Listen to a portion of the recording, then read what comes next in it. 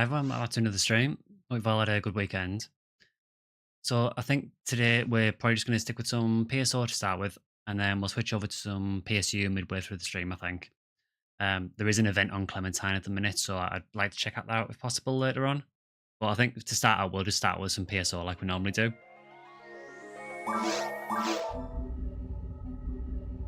So I think the Ragdoll boost road has just changed, so it seems like it's a good week for hunting things like Heaven Strike in Ep 4. There is a tower quest in episode 2 as well, so that's pretty good for hunting some resin tower as well.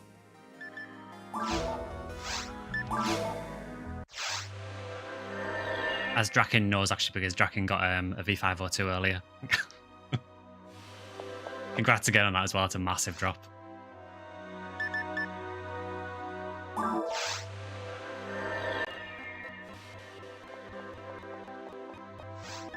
I don't know why Blueburst does this sometimes, where it just makes the music start skipping as soon as I go in the lobby sometimes. I don't know if anyone else gets that or if it's just me. Yeah, we literally did one run of tower earlier, and it was right near the end of the run, wasn't it? That yeah, it dropped. Me, on the other hand, I got a photon drop on an egg.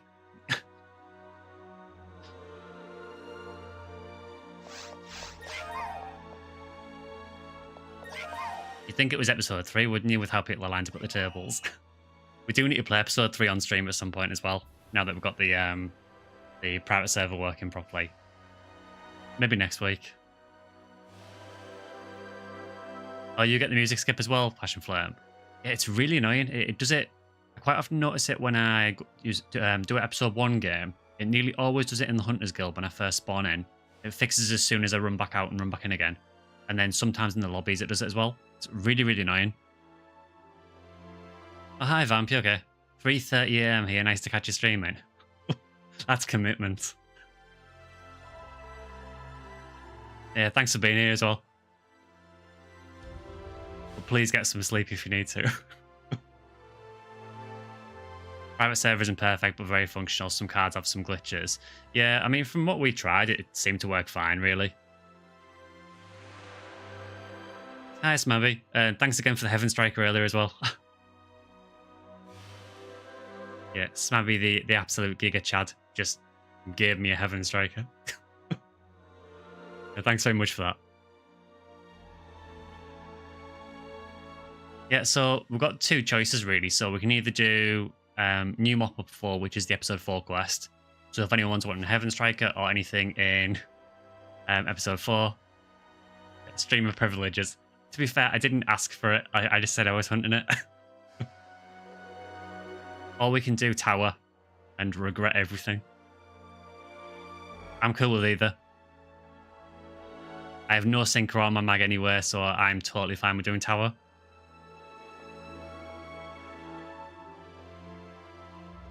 It happens the first time you hit the lobby. Strange, but let's go. Yeah, it only seems to be the first time I join a game. Or the first time I go in the lobby. Sometimes it'll skip. It also seems to do it if I change the audio device on my PC as well. So if I switch from my speakers to headphones, it'll do it as well.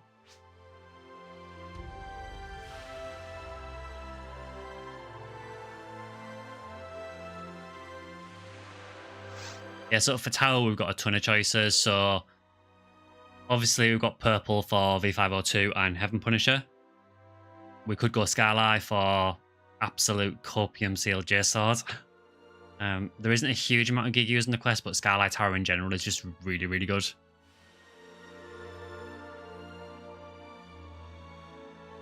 So that is another option. I think either of those quests is probably worth doing at the minute just because of the IBR boost. The episode 1 quest seems like a total waste of time, honestly. So do we want to try a Skylight Tower run?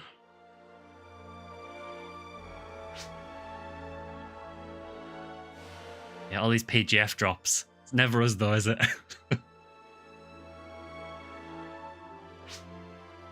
Let's try a Skylight. I mean, it's not going to drop.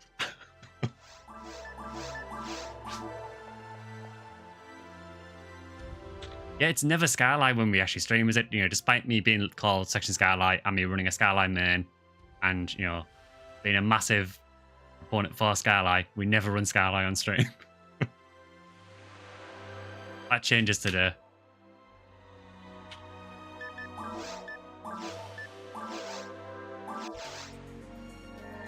Oh, ye of little faith.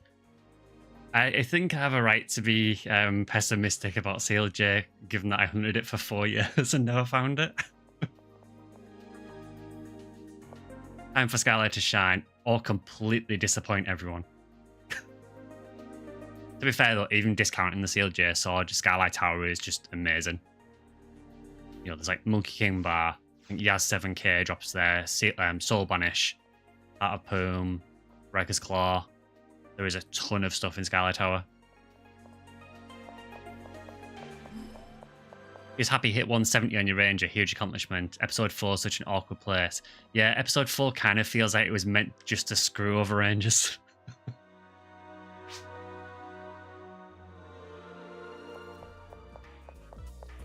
Yeah, it is a little bit annoying episode 4 in that you have to take a melee weapon just to deal with the lizards. I mean, I know you can just go behind them as well, but it just makes them really irritating to deal with.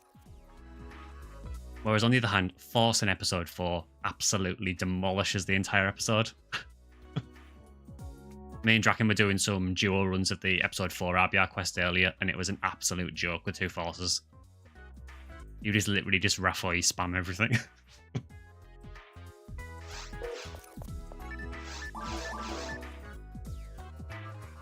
Yeah, satellite lizards and Yowie say hi.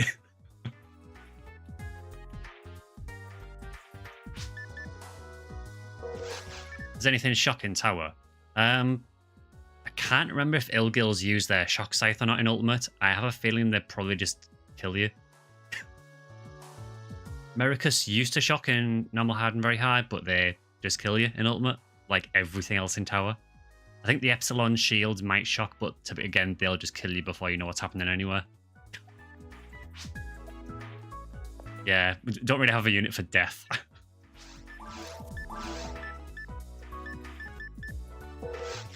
Yeah, so we do have 1 free slot available. So anyone who wants to join if you want to, if you want to lose all the synchro on your mag and get nothing in return, then feel free to join our tower run. Password is stream, and we're just on the European ship Lumerus on block 2. So feel free to jump in if you do play on Ephinea.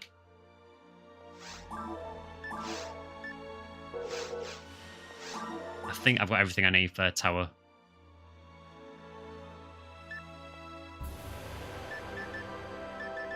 Yeah, this'll do. I'm still going to die a ton. It's basically an area where like Frozen Shooter just seems like an absolute necessity. Yeah, it is basically just Frozen Shoot at everything, hit everything with demons, and make sure nothing ever moves.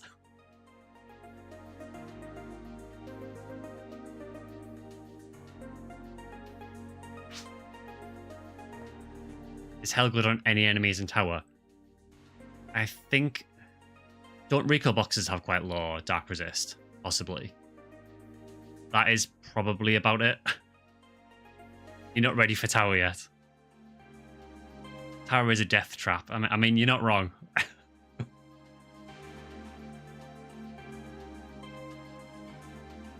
I've just got to this point where I just accept that my mag is never going to get any synchro, and it makes me feel better about doing areas like tower.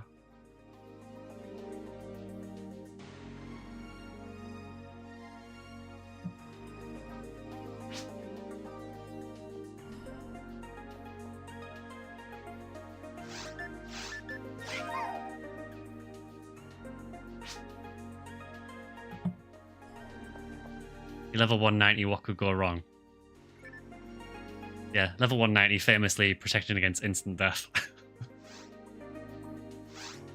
I believe it was Lost Charge Vulcan? Yeah. This will be fun.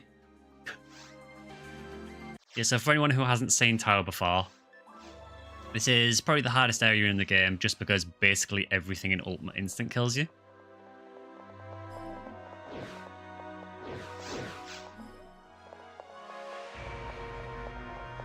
Seabed's a death trap for you, nothing but narrow halls and the Sinnohs leaping at you randomly. So, I don't know if you played back on the Sega servers, but there used to be a meme for the Sinnohs in Seabed. It was Sinnohs out of fucking nowhere. Just because they had a habit of hiding around corners constantly and just one-shotting you as soon as they spawned.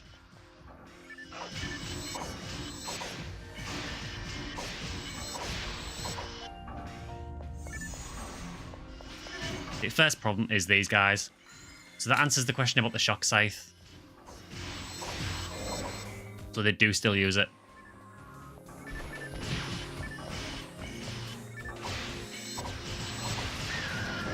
But yeah, I get what you mean about Seabed. It is lethal. It's a massive step up in difficulty, really.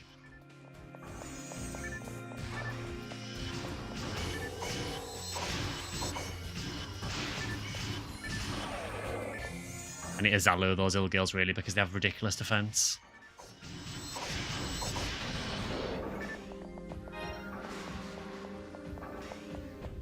But yeah, the Sinnosaurs are well known for, you know, just jumping out of nowhere and one-shotting you.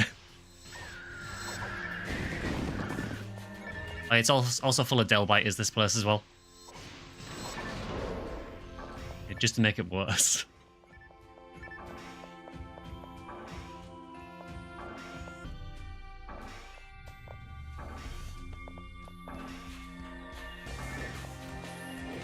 We'll be using our S ranks this run. I fear that my health slicer will probably not do a whole lot here. It might kill the recall boxes, that would be about it.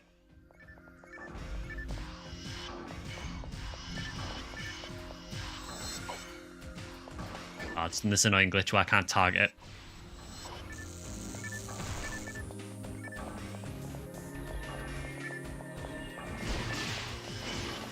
Yeah, I kind of regret my S-rank slicer a little bit. I kind of wish I'd gone for Demon's mech guns now, but... Ah, there's the first death.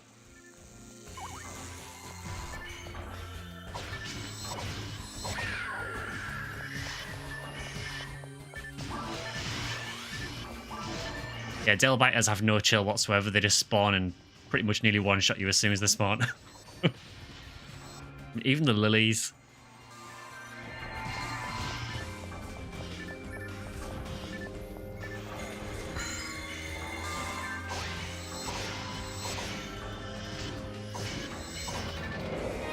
Ilgils are scary as hell. They have super high evade, really high defense, and just one-shot you with the scythe.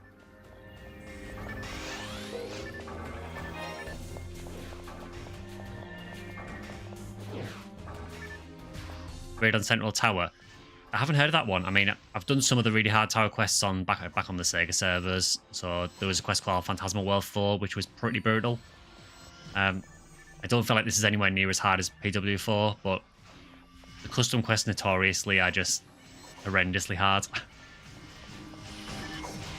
Control Tower, you can do some evil spawns as well.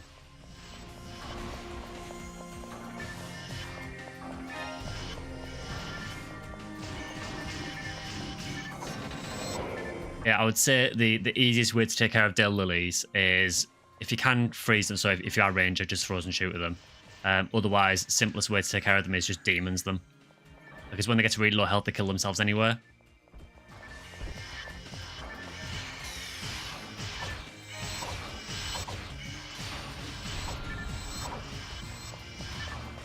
Tower will always have a special place in your heart, being taken from your first ever run by a team of 3 level 190s, and the league got a nice claw drop. That's an insane drop. That's such a hard one to get. So no CLJ sword drop then yet?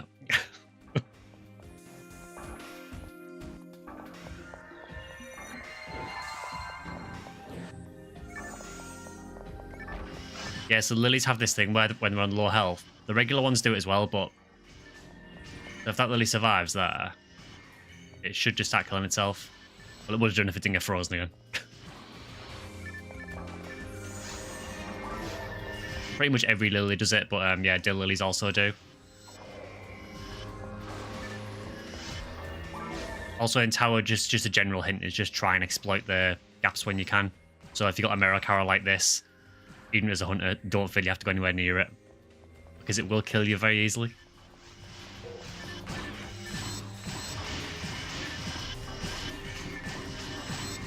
Unfortunately, trying to land demons with a Huniwhirl is not the easiest thing in the world. Oh yeah, they also have an attack that reduces you to 1 HP as well. Can be a blessing, that attack though, because it can trigger your mag triggers like it has here. So it's not all bad.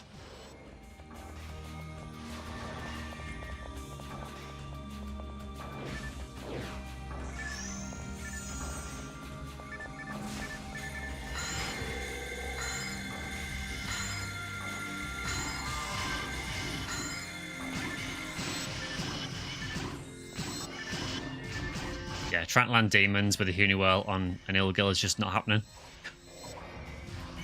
I have no accuracy whatsoever.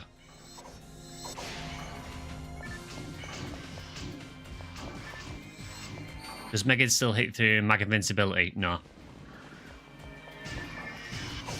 There's a couple of things that can go through invincibility. So when you fight Dark Faults, if Fault steals your soul, any damage that you do to Faults gets reflected back on you, and that does still hurt you.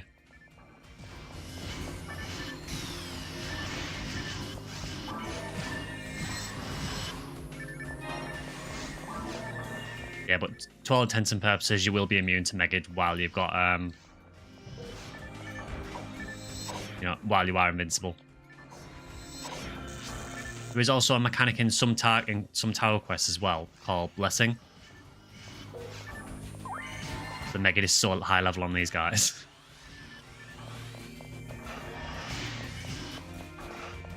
What I want to do is stand near them a little bit, just to get to a peck so I can stop it from spitting Megid for a bit. But yeah, there's a mechanic called Blessing in some of the tower quests, which is an ability that can activate every so often, and that also makes you invincible. I think in this quest, there's a computer you can access that gives you like a charge of it, so you can use it once per quest if you want to.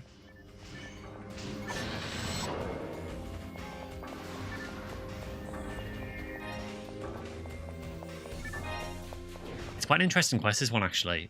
It is a custom quest, but the way this one works is you basically work up this tower, fight a load of enemies at the top, and then you spawn to the other tower from the top and work your way back down again.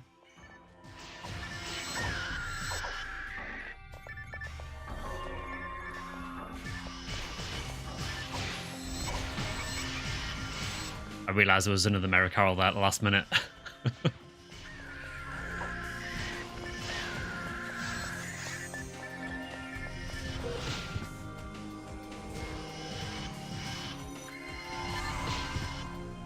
The Ilgils do so much damage as well.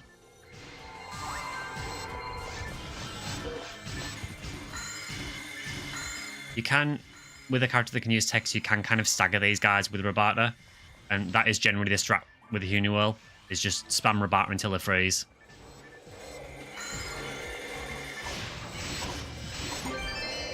Oh, I got PD'd. That's a Yamigarasu PD. Shame, I wouldn't mind a Yamigarasu as well.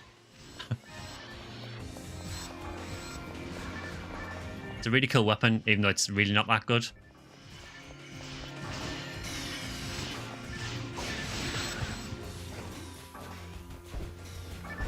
Tower hurts so much.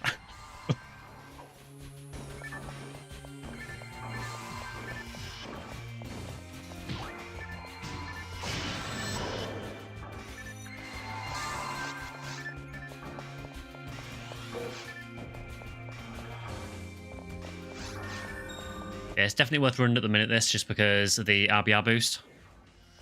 It's also drop all rate weak as well, so the chance of enemies dropping an item in general is increased. So for certain enemies, it works quite well.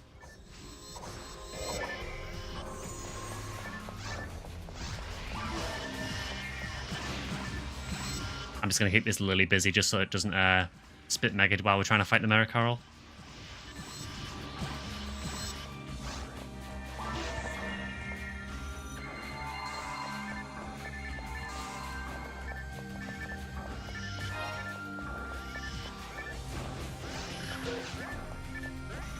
Didn't even notice the Delbiter spawn that.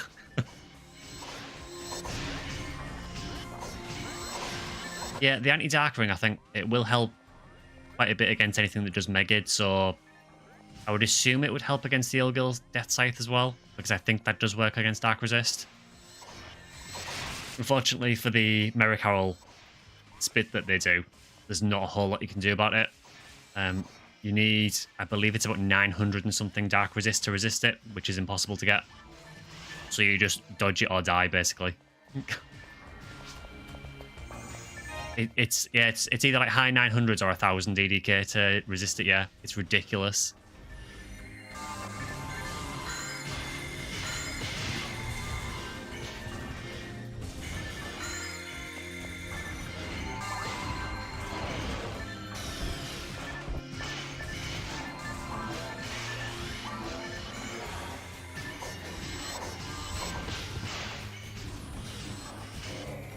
I will read chat in a minute. Just it gets a bit frantic in tower.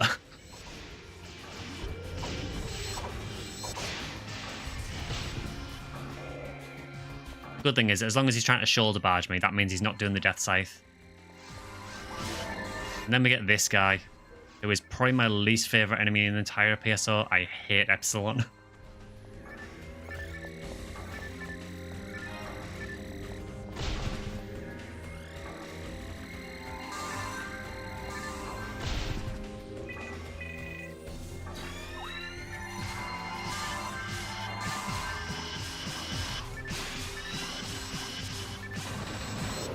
Yeah, the strat is basically just hug around him until he opens up and then go ham on him with demons. Yeah, the Ilgils do that weird tackle sometimes, don't they, where they can be right next to you and they'll just do a tiny little tackle.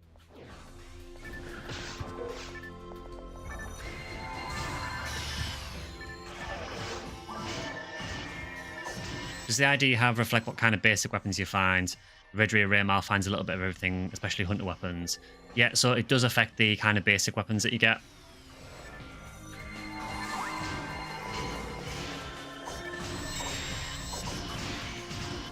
So, for example, with Skyly, you will have an increased rate for finding swords. However, it does influence the kind of weapons that you get less often as well. So, with Skyly, for example, you get more swords than normal by quite a noticeable amount, and you get slightly more rifles, but you get a lot less mech guns. It's different for every ID. So with Redria is quite balanced. I believe you do get slightly more slices than normal, possibly. Can't remember the exact specifics of Redria. I do have a Redria of my own, but I can't remember what the balance is for normal weapons on that. I think it's slices.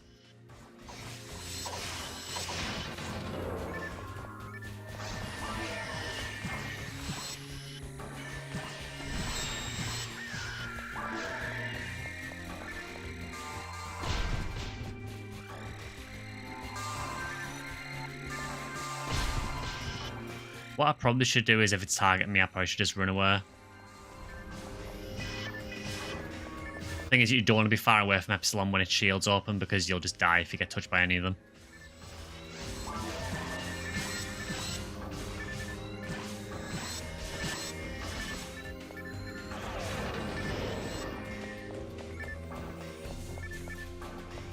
Come on, Aaron Jesus, I need a rare slicer with hit. So, as a Redria, you have access to a lot of drops for Disco of Braveman, and Disco of Braveman with hit is one of the best slices in the game.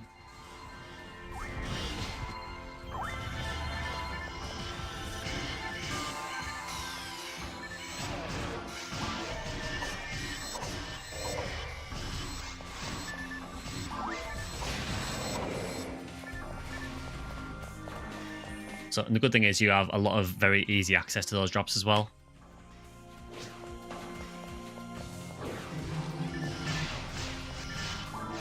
Right, here we go. Here's some geek use. Come on, Seal J Sword.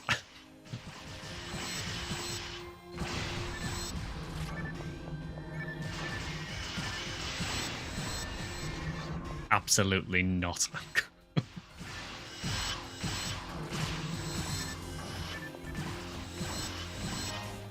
I see that Miracle, hiding at the back, trying to snipe us from the middle of the room. Could you even imagine? Yeah, again, having hunted it for 4 years, not really.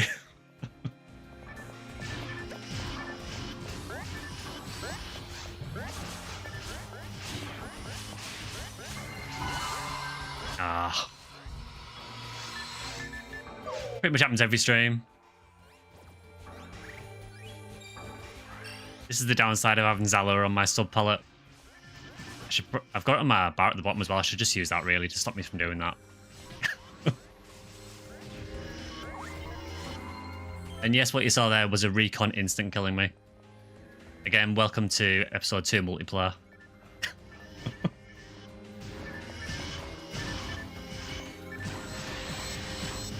So basically, recons with their saw blade attack they do. If you have a certain, I can't remember if it's based on your health or your defense, you just get hit by it over and over again and die.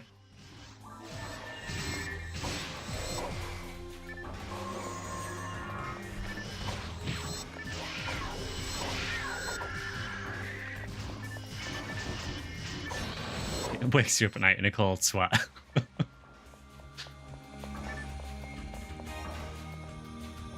I remember when I found Yasha on the Sega servers, and I couldn't stop shaking for about an hour.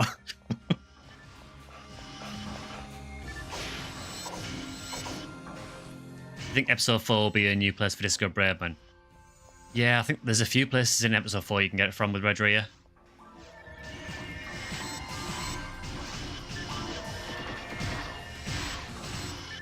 I need a Zalo, those ill girls, really. They have too high defense.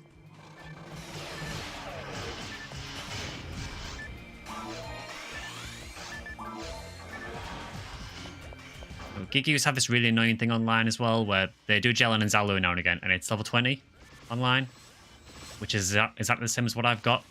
So it means that every time they do Jelen and Zalu, I get Jelen and Zalu because it overwrites my shifter and D-band, but then I can overwrite that with my shifter and D-band.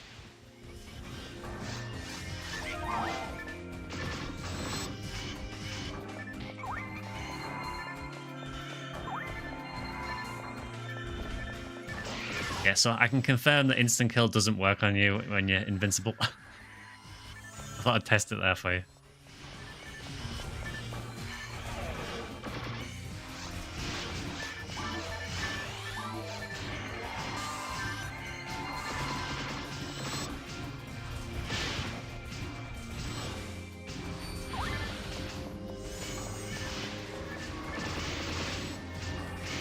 Oh, I'm so dead.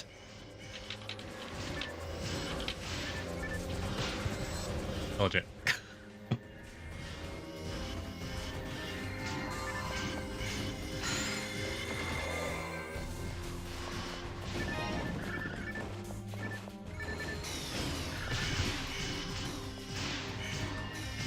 This is basically a good impression of tower. You do spend more time on the floor than you do anything else. Like that.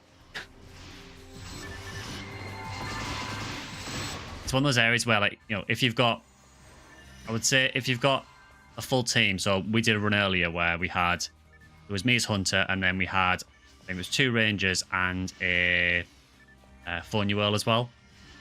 And with a really balanced team like that, it is a bit easier, for sure. Got an egg from Gibbles.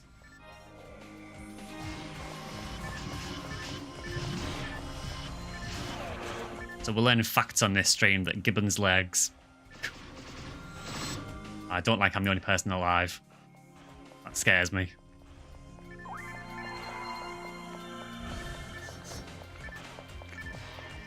Not really sure how I resisted that Megad there. Not resisting that though.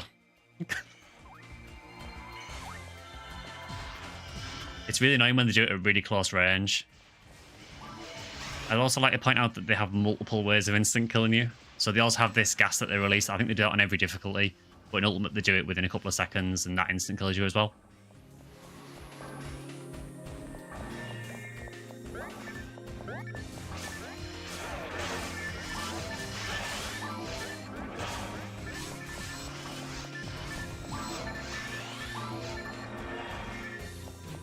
The ideal team be 1 Hunter, 2 Rangers, and a Force. Possibly, I mean, honestly, you could probably replace the Hunter with just another Ranger as well. Ranger is unbelievably useful in tower. Just because you basically want nothing to move.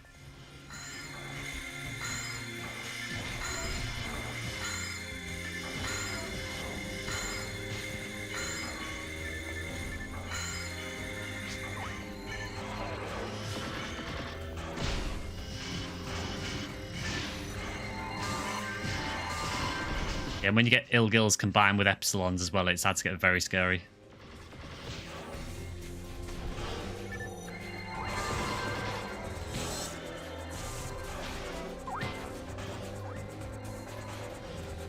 This is why I would recommend that if you are doing tower, go into it with a mag with low synchro that you don't care about.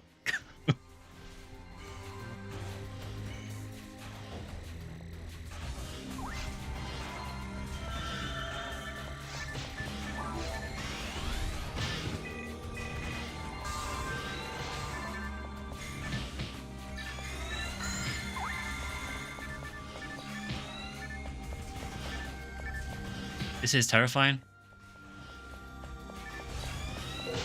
Oh, so close.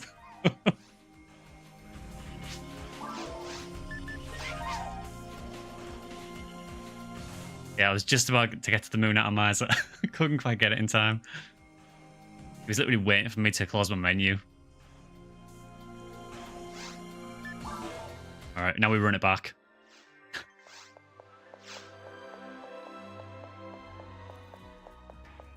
Tactical death to stock up.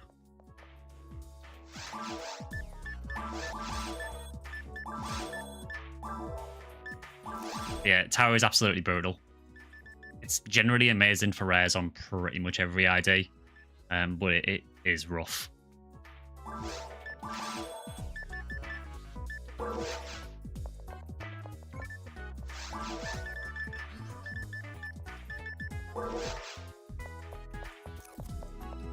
Thought I'd check the shop for some charge Vulcans, but then I remembered I'm on a Skyly, and that's probably not happening. Yeah, 2 frozen shooters, a Snow Queen, and SD Reverse of Force. Yeah, that is kind of essentially what works for tower. Just having the ability to just freeze all the enemies instantly is just a massive bonus. Hunter is obviously great for damage, but a lot of the enemies in tower you can kill with demons anywhere. So I honestly feel that ranges, like just 3 rangers and a force, is probably the ideal party, honestly. Or if you are taking a hunter, maybe a hunter android, so you can drop traps, possibly. I suppose you could always change one of the rangers for an android one as well.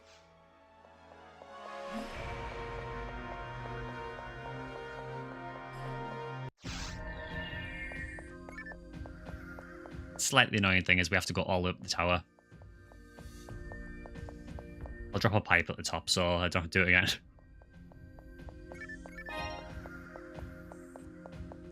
Feels like every monster in episode 4 is awkward overall. Don't even want to touch the actual crater areas. Yeah, episode 4, it's a weird episode, really. Yeah, I will do. I'll drop one. It's a weird area. There are definitely some really annoying enemies. But I do also feel like it's a very easy area with Force. It seems very skewed towards Force, in my opinion.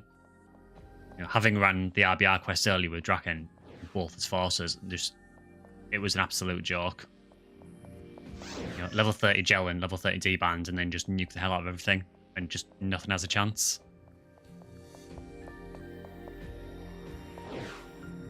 Probably need to pay attention to what floor I'm on, just so I don't accidentally run up the top floor again. Snow Queen takes point the frozen shooters on the flank, Force and center to keep stats, so. I mean, obviously the Snow Queen would go for any enemies that are clustering together, really. I feel for tower that frozen shooter is probably just a better option overall, because generally the enemies don't tend to gather up that much. It tends to be a lot of smaller spawns overall, but really nasty enemies.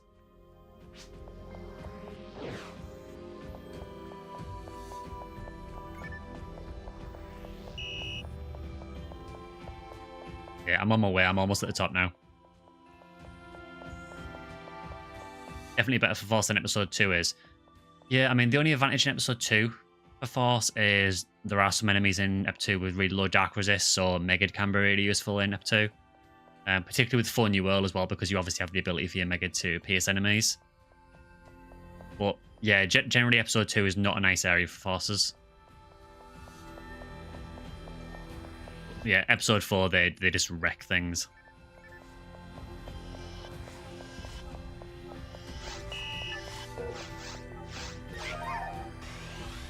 I will also open a pipe.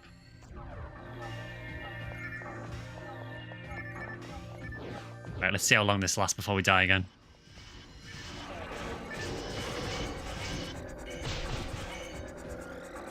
Oh, right, yeah, there's an Epsilon. Forgot that.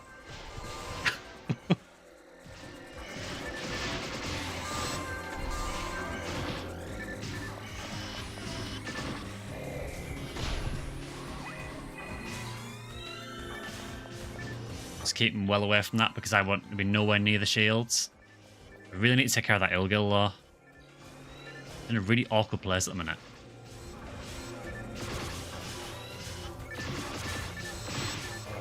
There we go. At least we're taking care of him at least.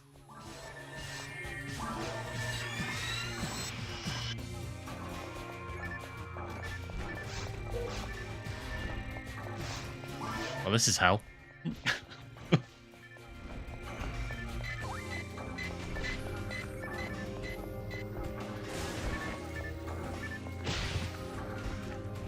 I'm trying to stay near the Miracle just so hopefully it doesn't spit.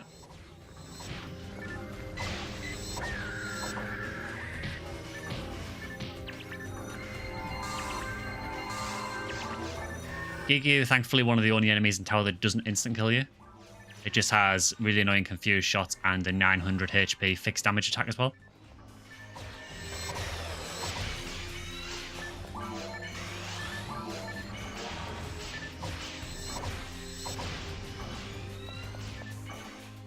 What's good to farm on the drop anything week? So I suppose it's quite a difficult one for the drop anything week because you probably don't want to focus on things that are too low drop anything rate because the multiplication on the increase won't make too much of a difference. So I would say anything that's got like a reasonable drop anything rate that you can increase more. So I mean, to be honest, tower is probably a decent area for it because a lot of the enemies here tend to have, I think, around about an 80% drop anything rate on a lot of the stuff anywhere. So the boost should bring up to about 100, hopefully. So that's probably one area worth running. But yeah, it is kind of hard to figure out like which monsters actually benefit the most from the drop anything rate increase.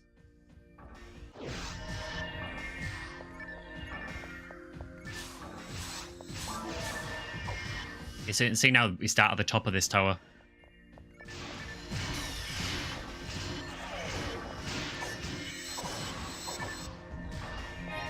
Yeah, it might be worth asking on the Ephinea Discord because honestly, I don't want to give the wrong information. I'm not totally sure what the best things to hunt in this week are.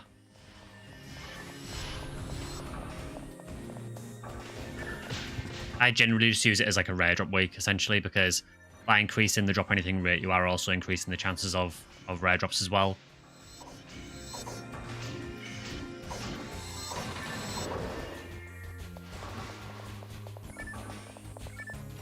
Epsilon's always smaller than you remember. Yeah, it is quite a small enemy, really, but it is still really, really dangerous.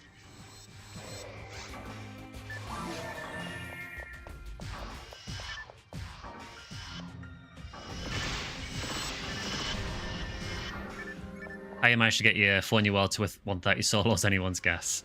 Yeah, I've managed to get mine to about, I think she's about 146 now. I don't really know how it's happened. It just seems to have come from nowhere. Probably because we're constantly using Red Ray on stream, so that probably helps a lot. Yeah, I really like Ephinea. I think it's a really, really fun class. Thankfully, I don't think you can shoot over this gap. Please don't prove me wrong. Thank you. So thanks for the vid. It's great to have all the guides and info on YouTube. Oh, no worries. Yeah, I started doing it originally for NGS players because I appreciate that a lot of NGS players probably hadn't played the original PSO, so I wanted to do a few videos on it. It then turned out that people wanted to watch PSO videos more than NGS, so I've just kept going with it.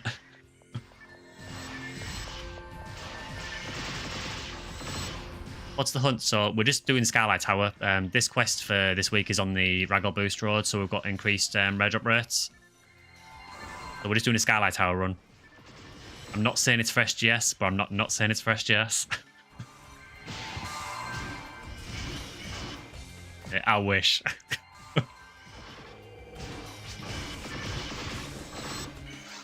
I brought you out of PSO retirement. Is that a good thing, or have I just like condemned you to keep playing this game?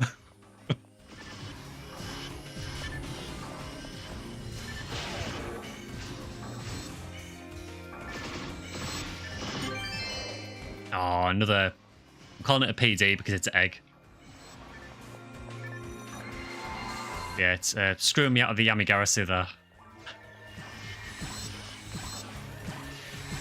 I'm going nowhere near the Miracarals. Not when there's multiples of them.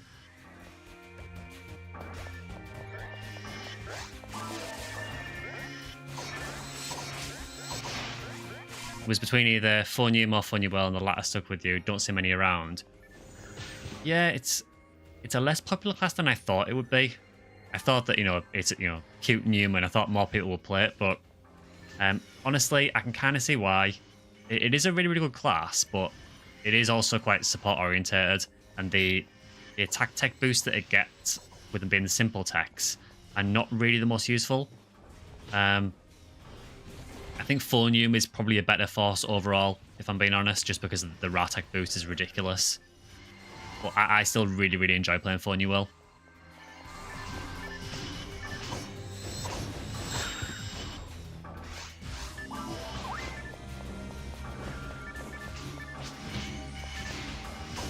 Not better dressed, no. No, we can agree on that. Oh,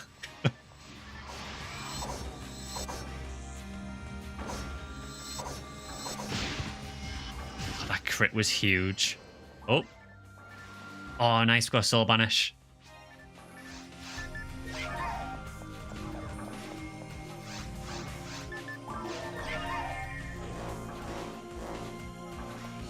I absolutely love this weapon. Unfortunately, it has no percents whatsoever, but I'll take it. I really, really like Soul Banish. Even though it probably has one of the most useless special attacks of any special weapon in the game. It has a level 1 Megid.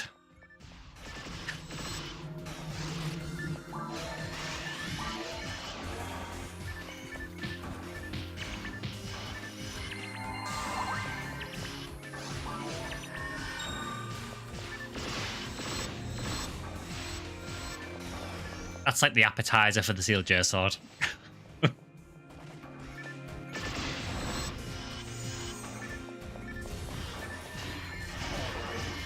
remember you and your buddies were doing a Skylight Tower run for fun, and the first geek you dropped you at SGS?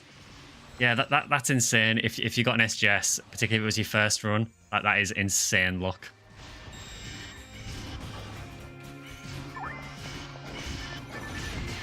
I still maintain that SGS is one of the hardest items in the entire game to get, just because of, it's one singular drop. There is no alternative drops for it.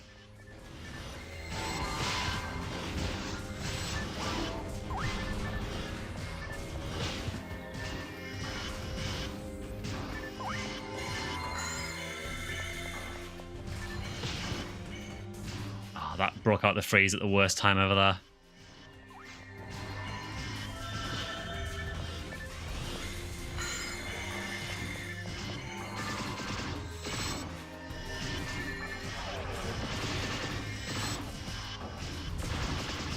Not as bad when there's Aloe because you can stagger them a little bit, but yeah, super annoying otherwise, Ilgils.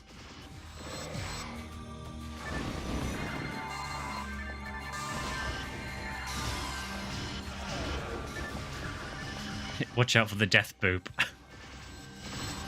Basically anything they do is a death boop. But yeah, that's insane, Frenzied, if you got an SGS. I've said it a few times on stream, but just in case you didn't know, I hunted it across GameCube and Blue Burst for about 4 years. I killed literally thousands of Gigus and never found it. I got about 15 4-on drops from them, which was absolutely soul-crushing.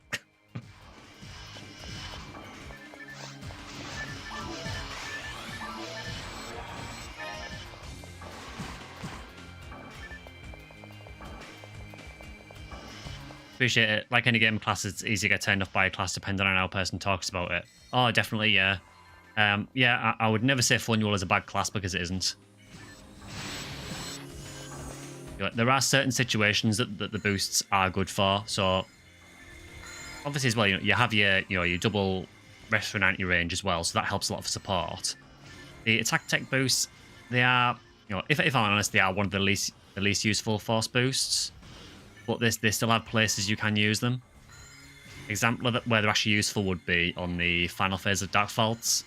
So on that final phase, using Foy is a really, really good tech to use. So Funual with that big boost to Foy is really, really good on final phase.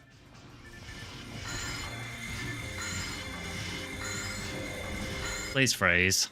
Thank you.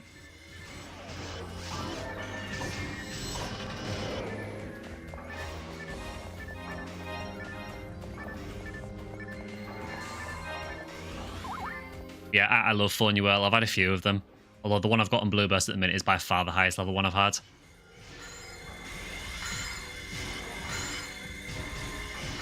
So what's worse than having Ilgils? Having Ilgils in a dark room.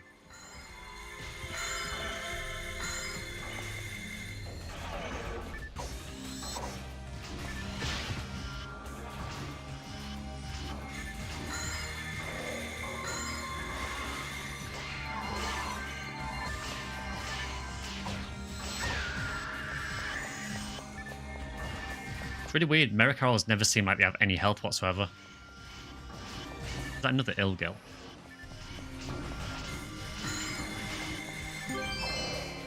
Oh, and we now actually have a Yamigarasu.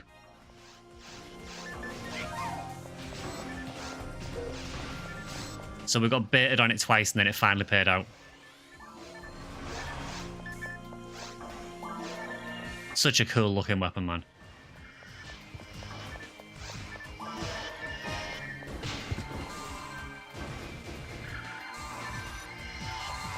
I wish it was better. I wish it was more usable.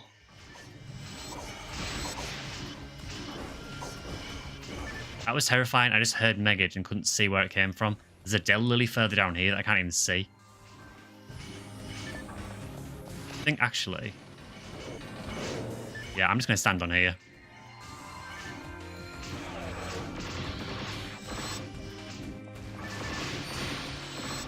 We don't talk about the slap here. Yeah, the false slap is the big problem with Fornua.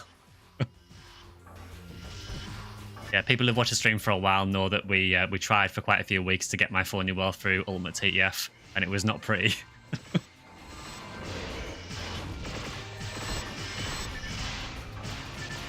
PSO is so hit and miss with drops. You get SGS on a random gig year run, but it took you 6 weeks of playing 10 hours a day for your first PGF.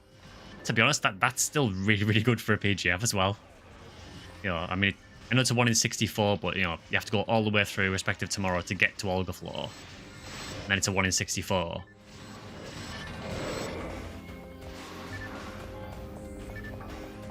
But you're doing really well in PSO, believe me, if you've got an SGS and Parasitic Gene Floor.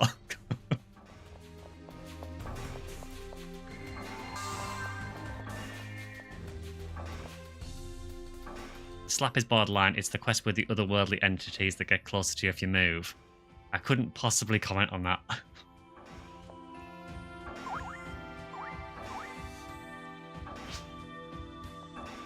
You did not say the G word, no. We don't talk about the G word here.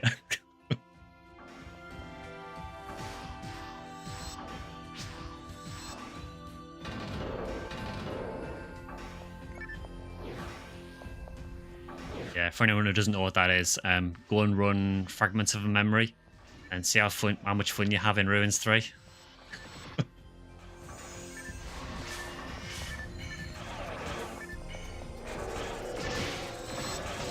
Oh god.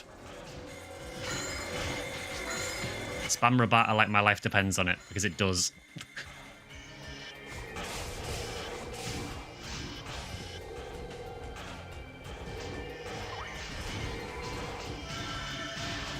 Ilgils are absolutely terrifying. I still think they're one of the harder enemies in Tower. Particularly with the Hunter anyway, just because you struggle to even hit them a lot of the time.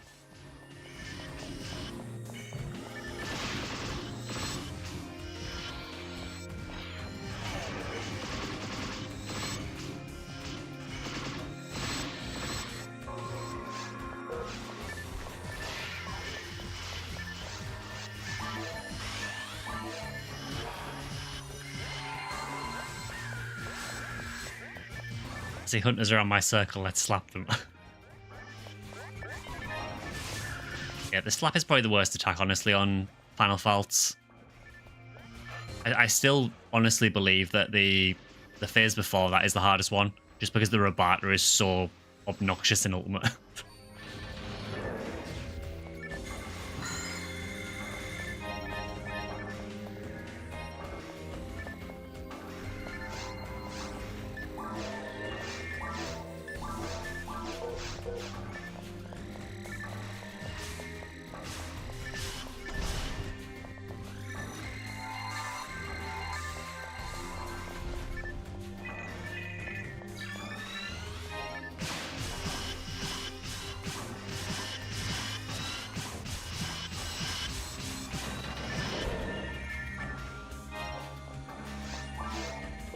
Yeah, Epsilon's not too bad if you know how to take care of it. It's just really nasty if you do let it get going.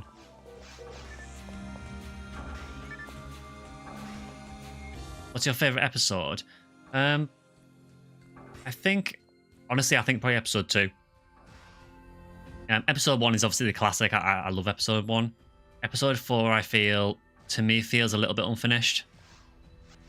I just find it weird with episode 4 that there's no boss in Crater as well. But episode 2, I absolutely love. You know, the music, I love the way it looks. I really don't like a lot of the enemies in Ultimate. It feels like with episode 2 that someone was having a really bad day at the office in the balancing department and just thought, no, I'm just going to make everything instant kill you.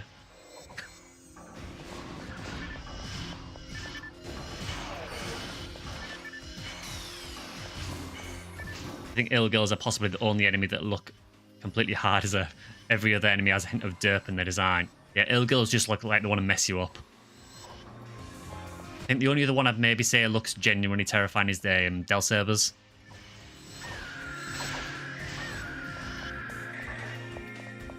Yeah, I'm guessing Ill Girls, they're just, they're like D-cell enemies, aren't they? Because they're a dark enemy.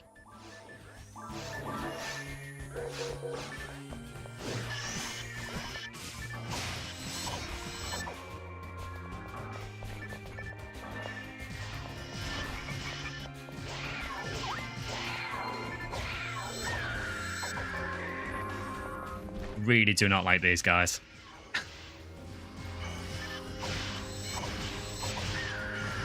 It's bad enough that they have, you know, an instant kill shot that needs 1,000 dark resist to resist, but it also homes onto you. It follows you a little bit. Like, who okayed that thing? Who thought that was okay? Again, this is all in jest. I do genuinely love this episode, but yeah, it is rough.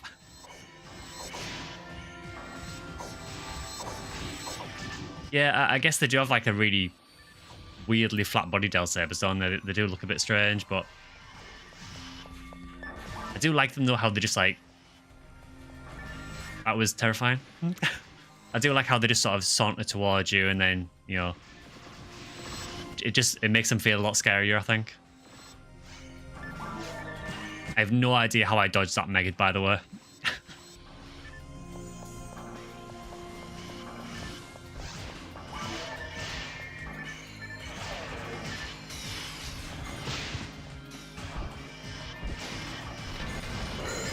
You do get that weird glitch sometimes with tower where enemies will kind of sort of get stuck. There's certain tower quests where you can exploit that. So I know in Phantasmal World 4, the gibbles on the first floor, you can exploit them and get them all stuck. It's really, really easy to do as well.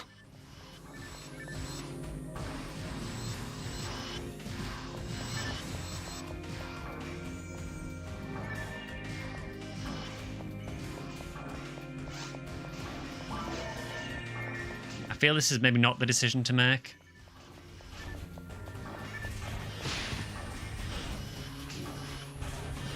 Unfortunately, I can't hit any of them from over there, so here we are. Please don't spit at me.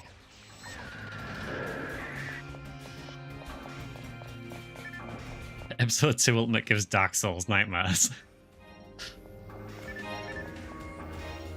It does not mess around. I feel like Ep 1's basically Fantasy Star 1 to 4, but in the future. Episode 2 is someone saying screw it to Forces, but give it to Hunters and Rangers to go ham in. Yeah, and then they realise their mistake and then apologise for it in Episode 4 and made Forces destroy everything.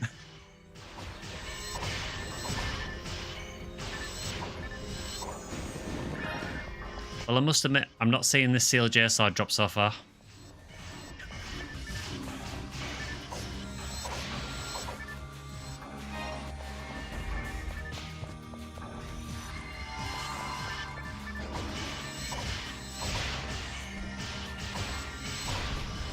Gibbles kind of feels like one of the only sort of fair enemies here, really.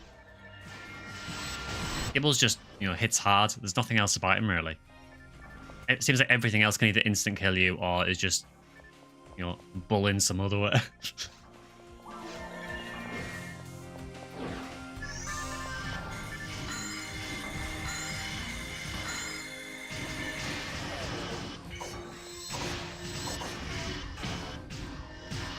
You literally let an Ilgil unfreeze for 1 second, and it's like, nope, you're dead.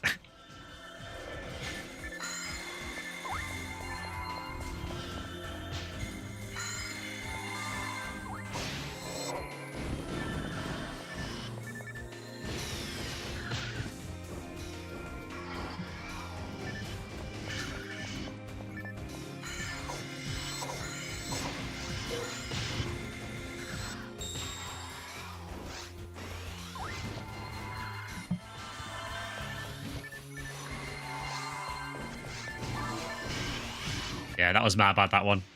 I let my health get way too low.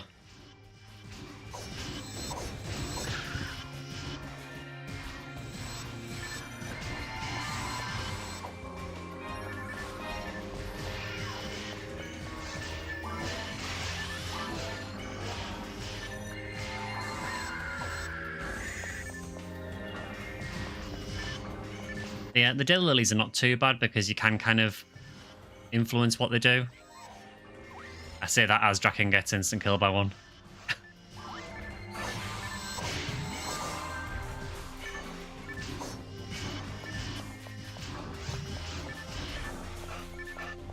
Yeah, so for anyone who doesn't know, the strat with lilies is if you just stand near them, they'll do this and they'll never spit at you. So you can kind of stand near one while you attack another one.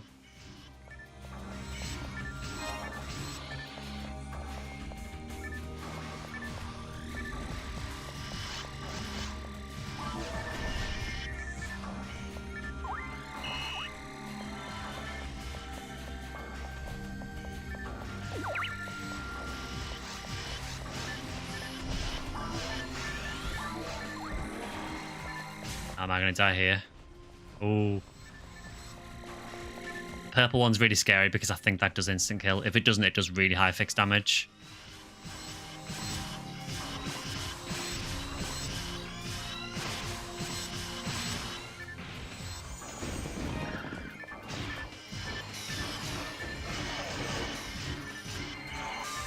It's really annoying the Daily Lily is reducing my health to 1 all the time, but it is triggering my Sato's invincibility constantly. Which I kind of appreciate.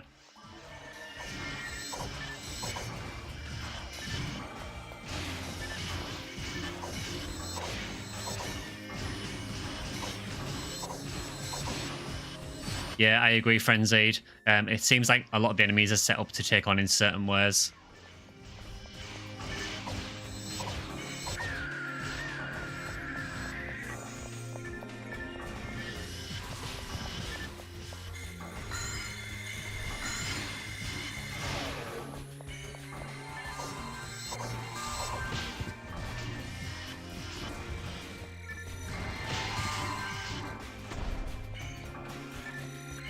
Sato's triggered again. Absolute MVP mag. Considering it's got no synchro as well. God knows what its IQ is.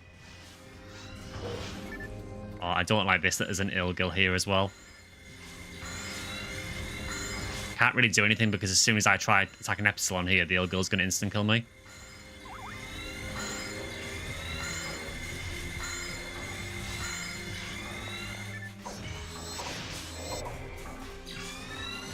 Well, that was madly terrifying.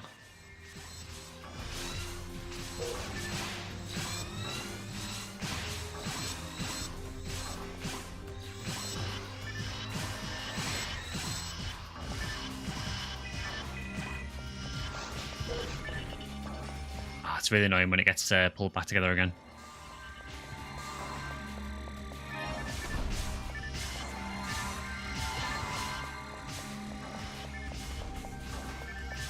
I think the strat might be that if you're targeted to run away from it, so you don't hit other people, and then just sort of crowd round it.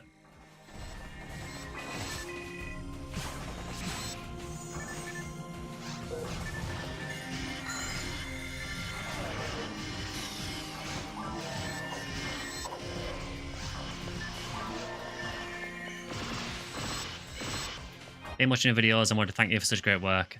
Could you give me some basic tips for level 20 to 80, where to level, what weapons to look for at those levels? So from 20, you are basically at the point of the game where you just got into hard. So In hard, there's a couple of things you can look for. Generally, it's not that important to look for rare weapons in hard, but there is a couple of things you might want to keep an eye out for. So check your section ID, check the drop charts. But one thing I'd maybe recommend is when you get to hard mines, on some section IDs, there is a shield that some of the guild chicks drop called Secret Gear. And that is actually a really decent shield for sort of early to mid game. Totally fine shield. Actually has really nice stats and decent resistances. So I would definitely keep an eye out for that.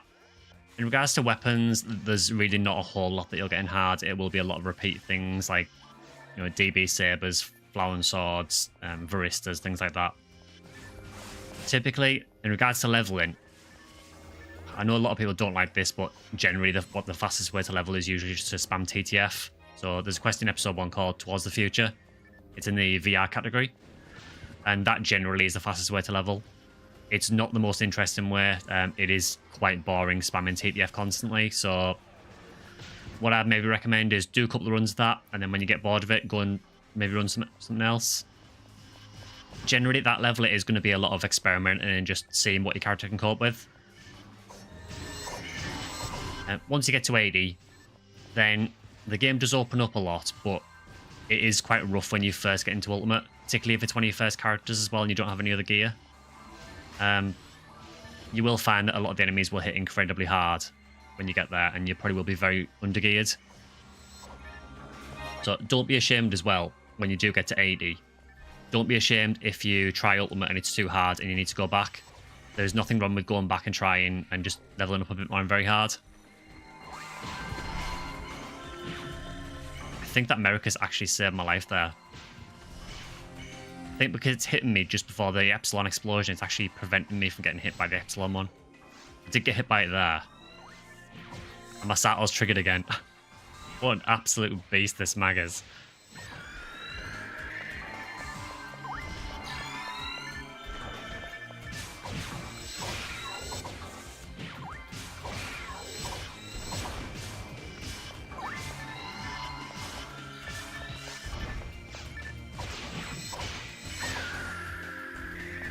Yeah, Secret Gear is about level 41 to equip. It's a really, really nice little shield. You can get that in episode 1 and 2 as well, so you don't need to be playing Blue Burst for that either.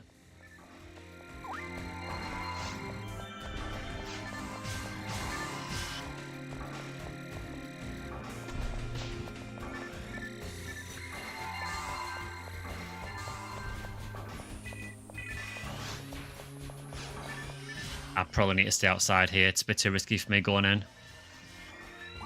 You can kind of try to run through the shields, but it's really, really risky, especially when they're purple.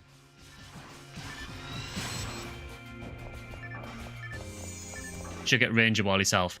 Yeah, that is another option. So if you are playing a Ranger, Ranger Wall is definitely worth getting. In fact, Ranger Wall is probably one of the best shields until about level 180. Yeah, it depends a lot more clash you're playing and everything.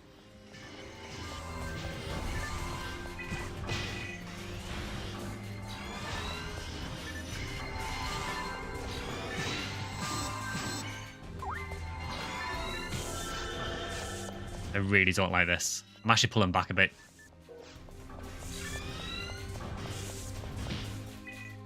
Yeah, I don't have any moon atomizers left, so...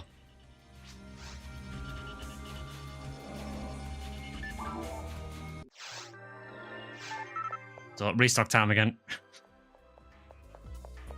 I think that might be the last spawn as well, or very near to it.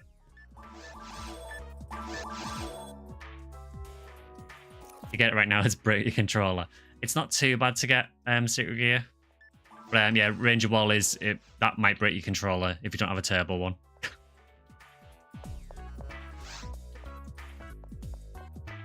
Yeah, Frenzied Raise is a really good point there, actually. So if you are on Blue Burst, if you've got anyone who can do Ultimate Ep 4, there is a quest called Restless Lion, which is like a side story solo quest. And the NPCs in that drop really high percent normal gear. So you can get things like, you know, Demon's Ray guns, you know, a few other weapons like that from there.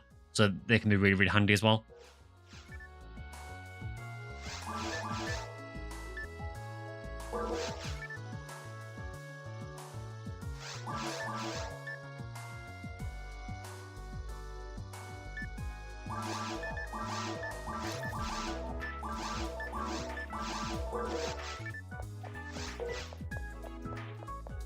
think we can play now. So I'm going to be playing PSO probably for about another 25 minutes or so, and then we'll probably switch over to PSU for the rest of the stream. So we are just finishing up this quest, so if we've got space after this, then you can always jump in if you want to. Anyone that's watching, if we do have space in a run, password is normally just stream, and we play usually on Limerence Block 2 on Ephinea. It's usually Block 2, Lobby 13. We also do have a Discord as well, so if you want to hang out there, I'm sure one of the mods can drop the link as well.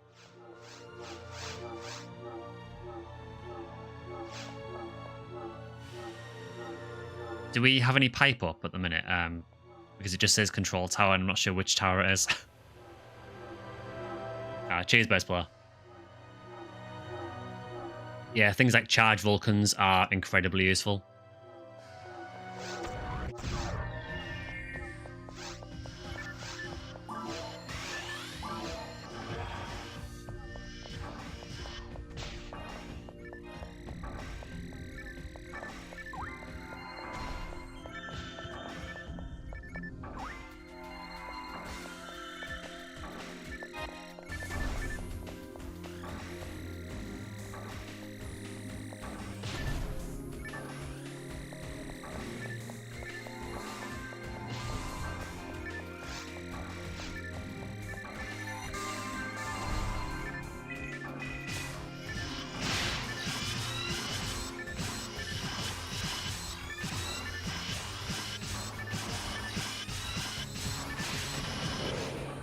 Yeah, there's literally one enemy left.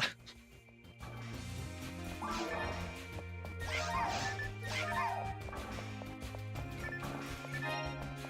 that was a nice, pleasant jaunt through the control tower. What episode's Restless Lion in? Yeah, it's episode 4.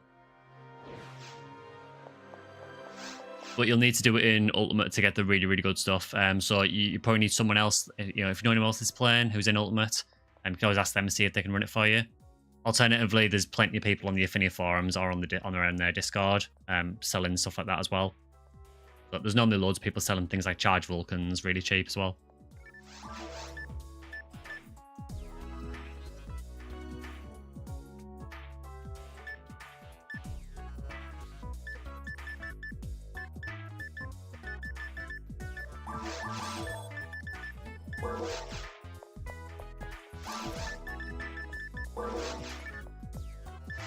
So charge arms in the shop there. No hit though. Right, so what's the percentages on these? Did they have any? So that has none. And we have 5 air beast on the Yamagarasu. Brilliant.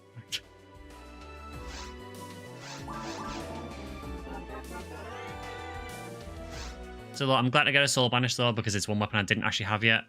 I used to use it a lot on GameCube. Would be nice to get one with decent percents though.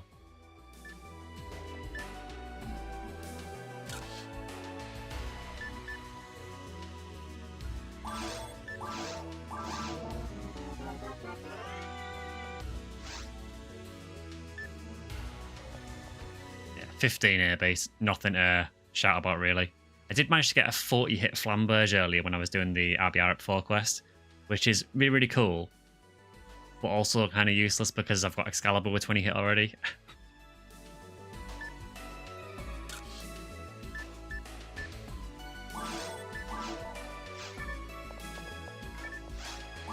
No worries, Kevin.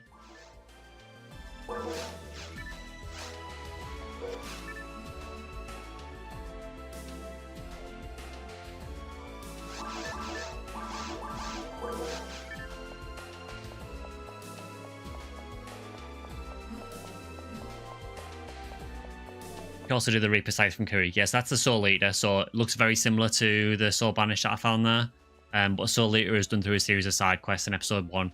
There is actually a guide on my channel already how to get that, so feel free to go and check that out. I'll go through it step by step how to get it.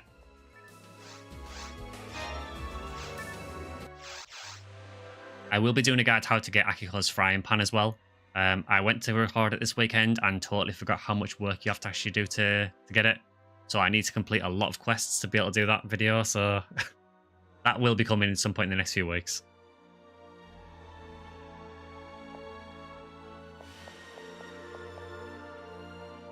Alright, so we've got maybe about another 20 minutes of PSO or so. So do you want to try maybe do the episode 4 quest? It's not too long. It's actually quite a quick quest, to be honest.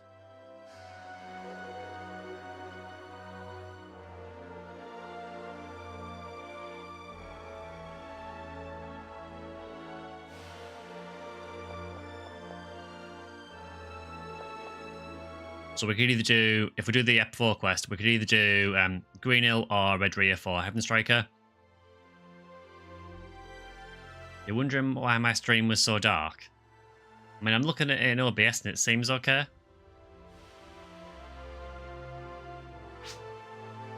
Then you remembered to turn the game brightness up.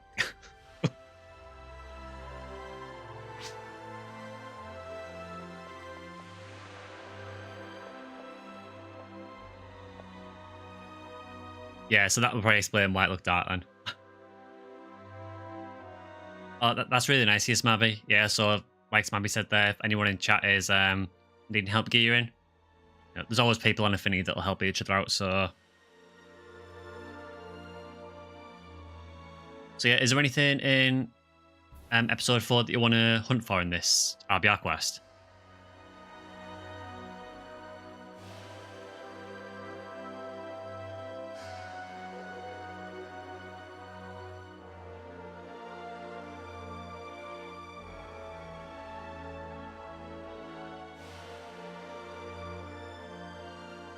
Yeah, just a little update on the channel just while we're waiting. So there will be a NGS video going live midweek, which will probably be looking at whatever the NGS headline is. So it may go up a day early because the headline normally goes up a day earlier than I normally upload. But I do kind of want to talk a little bit about the NGS creator program as well, just because Sega have made some changes to it recently, which are interesting to say the least.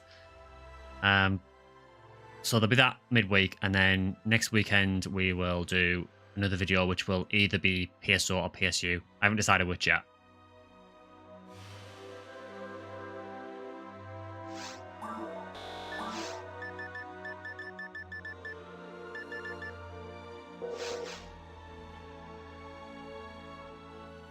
Yeah, we'll see when Draken comes back. We'll see what ID wants to do.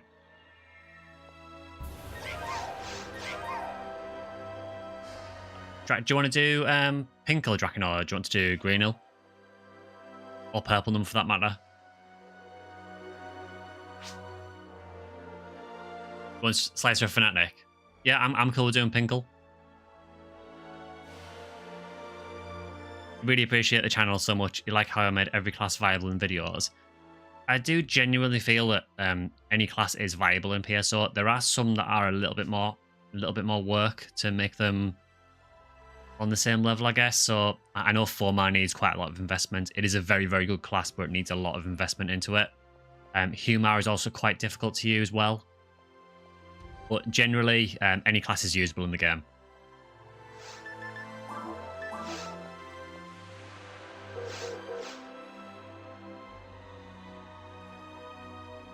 You might actually make a new account on Ephinea feeling nostalgic. That's how it gets you. You start feeling nostalgic, you play one game, and then you're stuck here for years.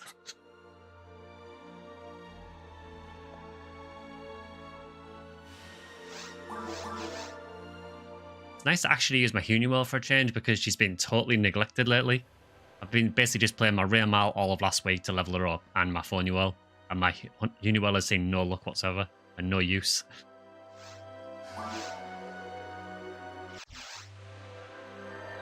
Hate playing by yourself. Well, Frenzy, so if you use Discord, we've got a little Discord now, a little community Discord, and people quite often play with each other on there. Also on Ephinea, the population is actually really healthy. So even if there's no one on here that you want to play with, generally there are at least a couple of 100 people online. Which again is madness for a 20-year-old game, but...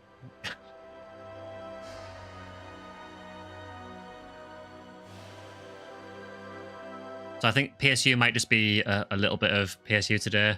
Just because I do have to end the stream at about 9:30 UK time.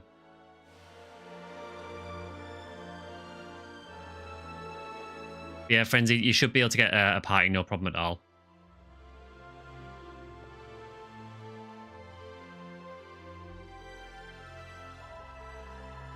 Yeah, the Ephinea community is really, really good. I don't really think I've met anyone I've had issues with.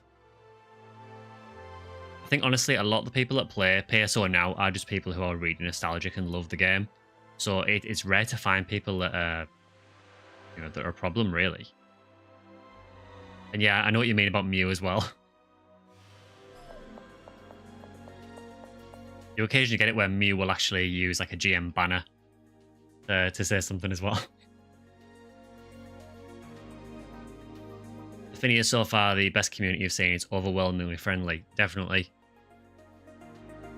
You get people, high-level people just dropping into low-level games and just dropping loads of gear for them. Just because you will find at high level, you'll find a lot of excess stuff that you're never really going to use, but will be useful for a low level. So you just find people just give away stuff.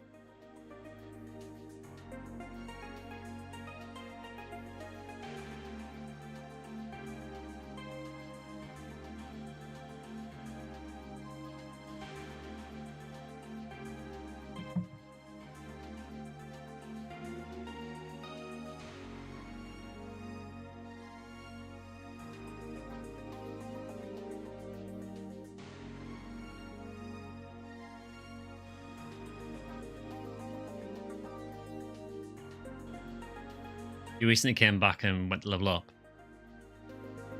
Yeah, so I played a little bit of Ephinea a few years back, and then for some reason I just stopped playing. It was long before I had the channel or anything. And just never really came back to it. And then I think it was just in the course of making the ingest videos, I decided to do a PSO video. Obviously had my character left over from when I played before, and then just got sucked back in again. You're trading 4 drops for some gear, and since you're new, the dude just give them to you with a bunch of stuff. Yeah, it's really, really good for new players, honestly. And particularly as well with like the 4-week rotating boost. So every 4 weeks you've got that experience boost as well that'll help you level up a lot quicker. Unfortunately, if you're just starting now, you have just missed it, so it will be another few weeks until it comes around again, but then you gifted it to people low level than you. It's what you need to do, really. I mean, I typically, when I've got stuff I'm not going to use anymore, I will typically just like drop them in any game I'm in, and if anyone wants them, they can take it.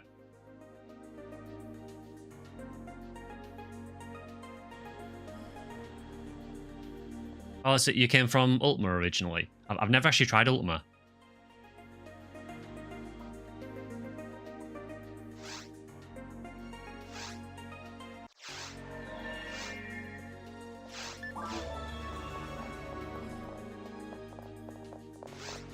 Yeah, basically, it's a shame you can't get a better PC, really, because Blue Burst is so good at the minute. I know that you said that you got a PC, though, and I think you were struggling to run it a bit.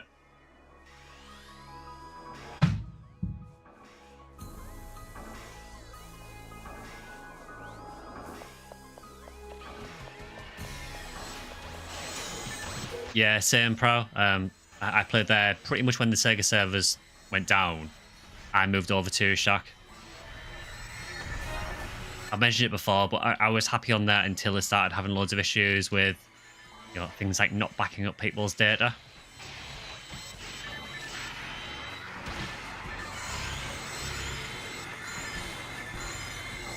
I also have a bit of a problem because they deleted my level 200 when I was there because I forgot to log in for a while. I'm not bitter about it, honestly.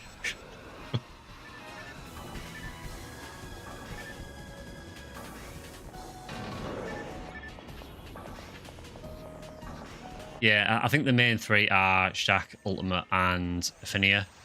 But I do feel...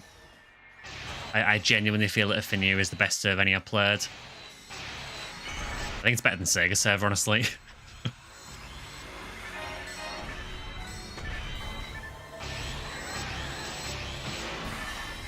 Just let you do the fun grind again. Yeah, I mean, obviously, my hero is quite high level again now. But I'm not even halfway. Those who know. I think Minsk is experiencing that at the minute. They're at level 190 at the minute, and yeah, it is hell when you get that high. Just made your account. Welcome back. Back into the rabbit hole.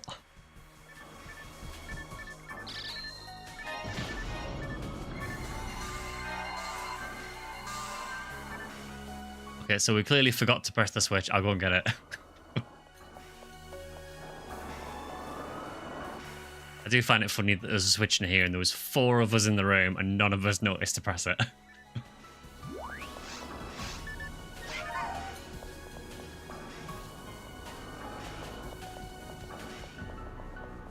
Got in this game because a friend dragged you initially into Ultima. Now you just started in Ephinea and you got to say it does feel like a proper progression. Yeah, Ephinea, I've said this before, but as someone who played on the Sega servers, Ephinea does feel very close to it. There are some differences, but for the most part, it is a very sort of faithful recreation of Sega servers. There are some things that they've messed with a little bit, so the drop charts are slightly different, but not by much though. And there's a few quality of life changes, such as, you know, you don't have to tag enemies for experience now. You know, the default setting is that as long as you're near an enemy when it dies, you get experience, which is much better. But generally, though, it does feel very close to how Sega was. I don't really know what the other servers are like. Yeah, and as Minsk says there, you can actually get Red Ring on this server as well, and Parasitic Gene Flow, which were never available on Sega.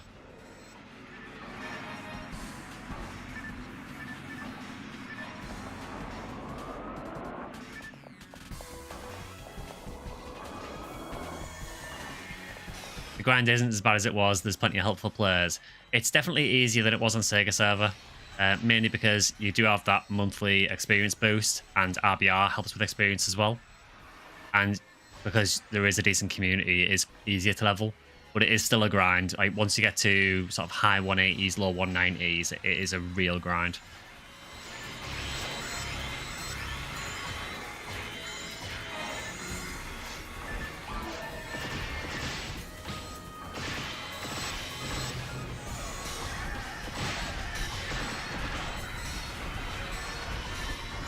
You like the changes to make Bluefull better? Definitely, it needed it, to be honest. I always felt a bit sorry for Bluefull in episode 1 and 2. You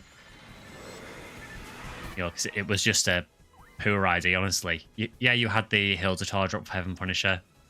That was about it. Which you were never going to find anywhere.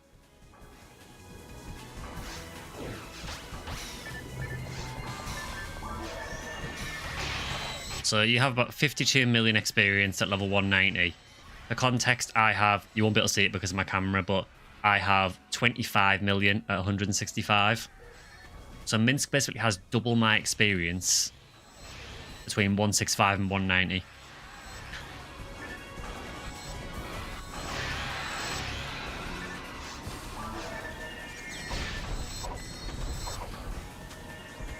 Technically, you could get Gene Flow and Red Ring. Wink, wink, nudge, nudge. Yeah, and all it took was to either know someone who knew how to get it, or the way that they knew how to get it, which was an action replay.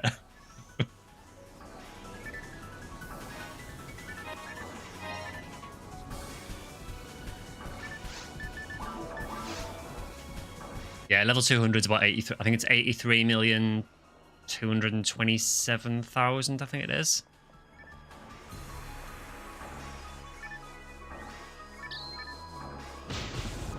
The traps in this quest are brutal. I was running this with my phone earlier, and the traps were almost one-shot.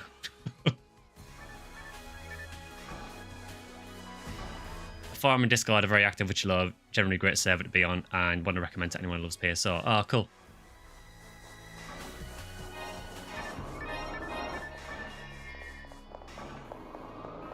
No guy who's dating a girl who's related to a guy who knows how to procure certain items. I mean, to be fair, I think everyone on GameCube probably had a Red Ring and a Parasitic Gene Flow at some point.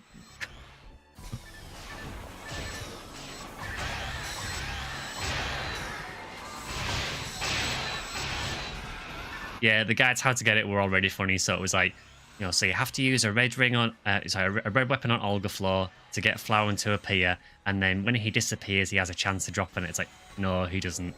It doesn't drop.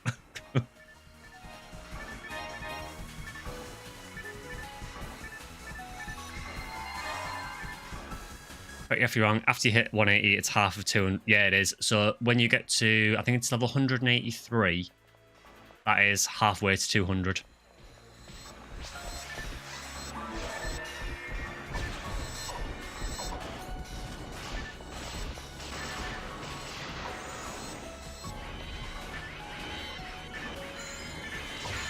Yeah, 182. Close enough. Yeah, it's crazy. So basically, once you get to 182, you need to get all that experience that you got to get from 1 to 182 to get to 200. And the funny thing is, you won't really feel much stronger either as well, because most of your stat growth's normally done by about then anyway. So you won't feel any better.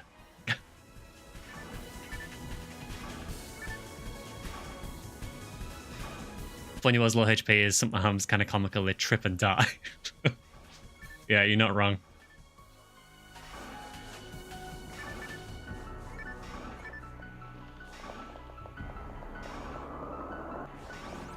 Challenge run idea, ultimate run with minus hit weapons. I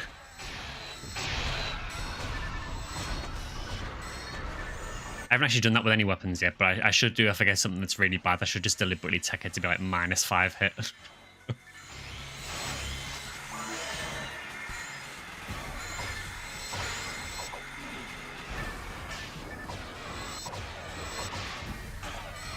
I did do a challenge run back on the Sega servers with a few guys that I used to play with, where we did Phantasma World 4, so one of the hardest control tower quests in Ultimate, and we did it entirely with Victor Axes, which if you've used a Victor Axe before, you'll know how terrible they are. It was horrific.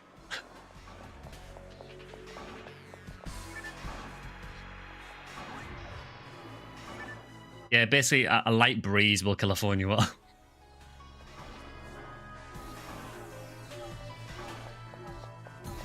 Oh, so you've decided to go with a Raycast? The big stompy boy. Oh, we did beat it. It just took several trips back to Pioneer 2, several scape dolls, several batches of moon atomizers. And that was with, I think most of us at that point were about level 180, 190 or higher.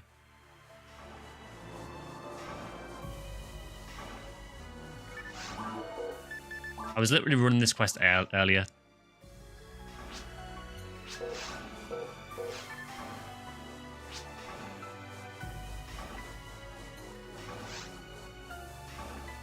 Revenge of the Fridge. This way. The worst thing about those traps as well is the range on them is ridiculous. You can be miles away from them and they're still here.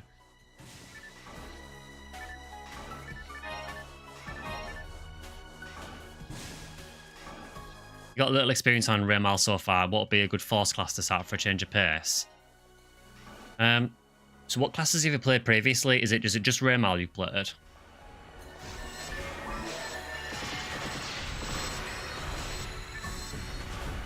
Who you calling a chunky boy? Oh, it's a stompy boy.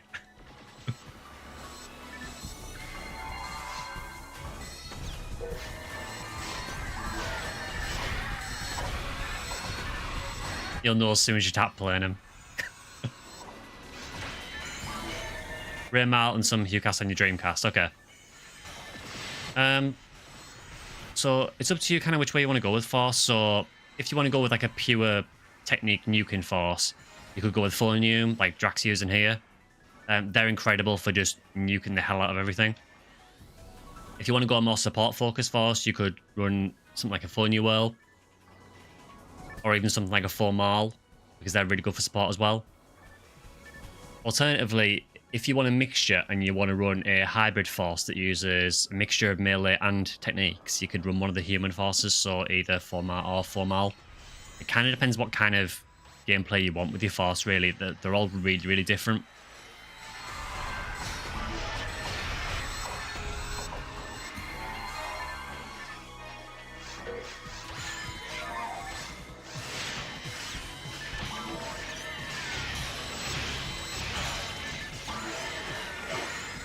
Tried Formar and Shaq.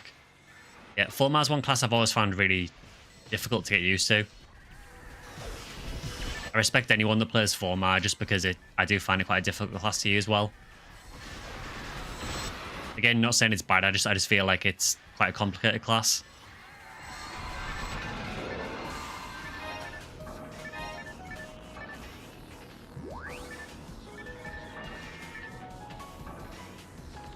Back in the day, you made a Raker Seal just so you could use an Angel Harp you got in a trade. That became your third favourite class. Yeah, I really like Raker Seal. A lot of people give Raker Seal stick because they see it as kind of a pointless class. I think the reason is because it's very, very similar stat-wise to Raycast, but it doesn't have the attack power and has defense instead. And I kind of get where people are coming from, but it's still a Ranger Android. It's still incredible support, so I don't see the problem.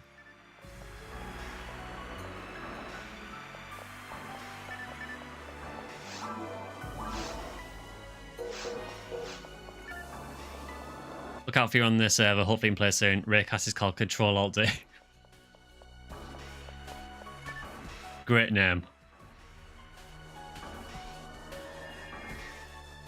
Are there any ways to get a battle unit before Ultimate? I think the best one you'll get through gameplay before Ultimate will probably be... You'll definitely be like a Devil Battle. Honestly, that doesn't make a huge difference, but it's something. You may be able to get a God Battle in, maybe in somewhere like Very Hard Tower. That's probably about the best you'll get.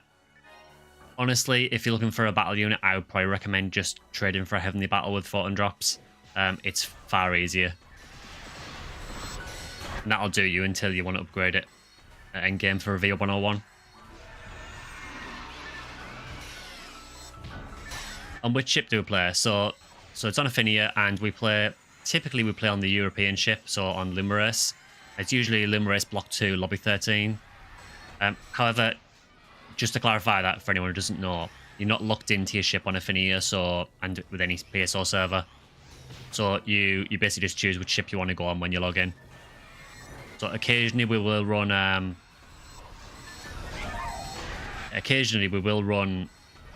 the American ship. So if we want to run something hard like Tower and we don't have a full party, we might go to the American ship.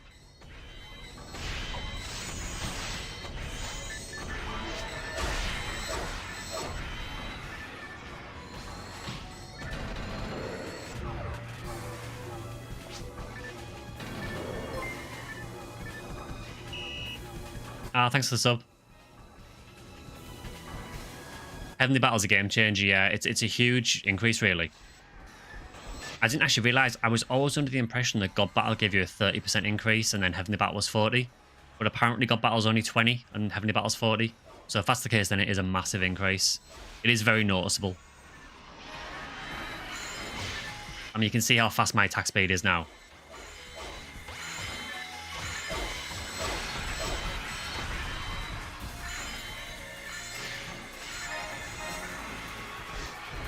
Yeah, Heavenly Battle should only cost, I would have thought, maybe 1 or 2 PDs. It's not very expensive at all.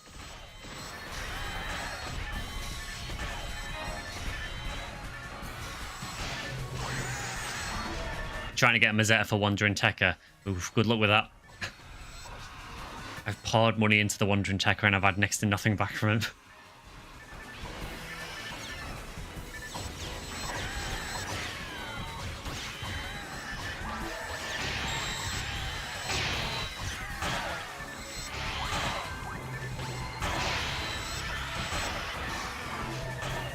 Kind of funny how much harder this quest is on my Honeywell compared to my Honeywell. Ha, event egg.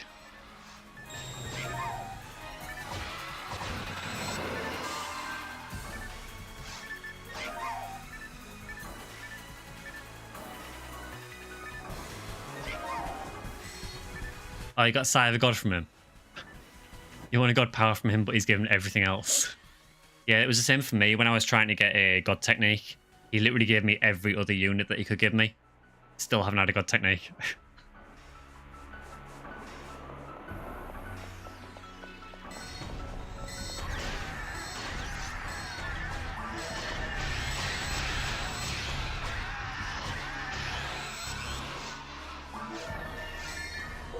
I would like to upgrade the chainsaw to something else at some point, but I don't really have another good sword yet.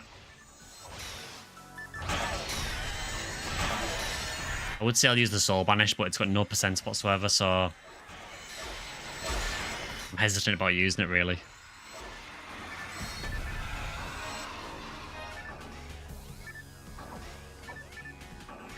You like being freeze immune, though. Yeah, Q freeze is amazing. Definitely one of the most useful units in the game, for sure.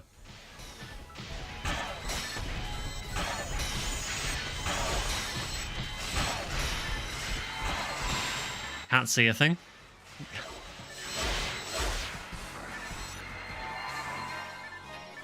So for anyone who plays this quest, if you don't know, when you get to this spawn, if you stand here before Get a Bluely brings you over, with a force you can kill everything from here. So you can Zonda the Rappies to take them out, and then you can hit him with grants from here and just take him out without not worrying about him. It makes taking care of Gerta so much easier.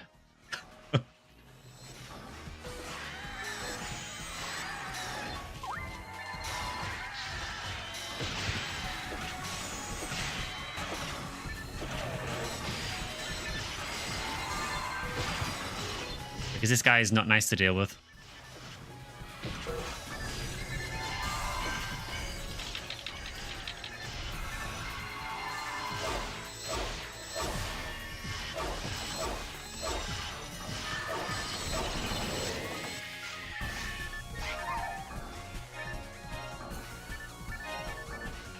It's not too bad a quest, this one. It's fairly quick, and it's not overly hard either. So particularly if you're hunting anything from Pyro Gorons or regular Gorons, it's quite a good one to run.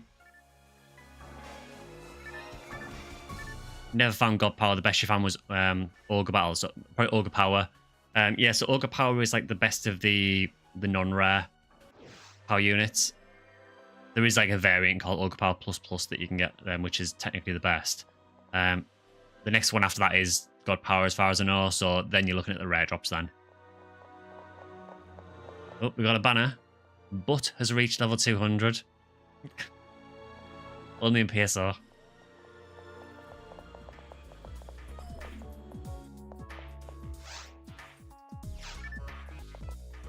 Being a fresh level 1, is there any special quests that are Ephinea exclusive that will help you level quick? So TTF is probably one of the best ones to level.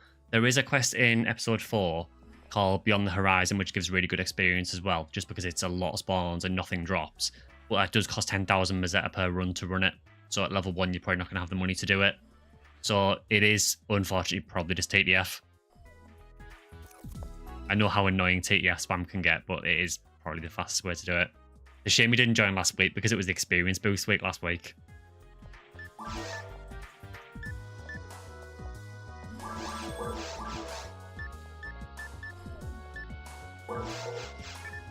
I like how I get a random Ripper with like 2 40% and 25 hit, but I can get no percent whatsoever on my Soul Banish. Thanks, game.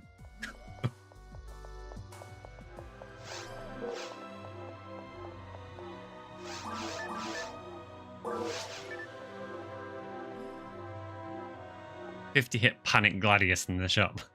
It's always the terrible weapons that have the 50 hit, isn't it? I'm still yet to see 50-hit Charge Vulcans in my shop on any of my characters.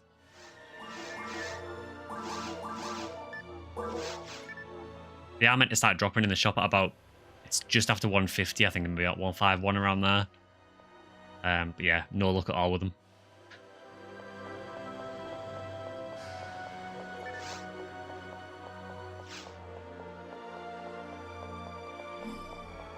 Yeah, the other thing you could do, Frenzied, is episode 4 is really good experience as well. So if you can get in a party to run to episode 4, potentially you could level a bit quicker there.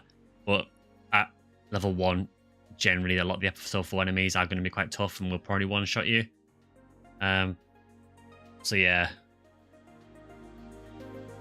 Any good Mazetta runs? So again, in normal it's quite difficult. There isn't a whole lot you can do. I think your best way of getting money in normal is probably just picking up things like barriers and frames, but you're probably going to be limited how much money you can get in normal.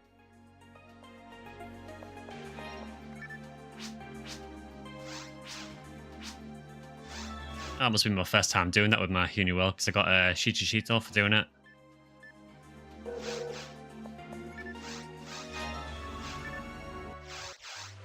Yeah, it's just kind of difficult in normal. There isn't really a whole lot of ways of making good money, honestly.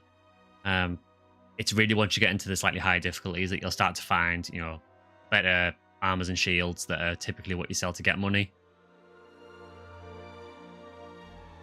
Good thing is, though, realistically, you're only going to be in normal until about level 20 anyway, so it's not going to be too long that you're without money.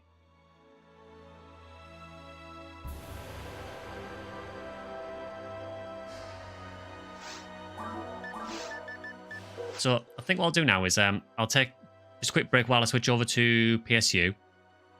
So what we'll do is there's a new event apparently on Clementine PSU at the minute.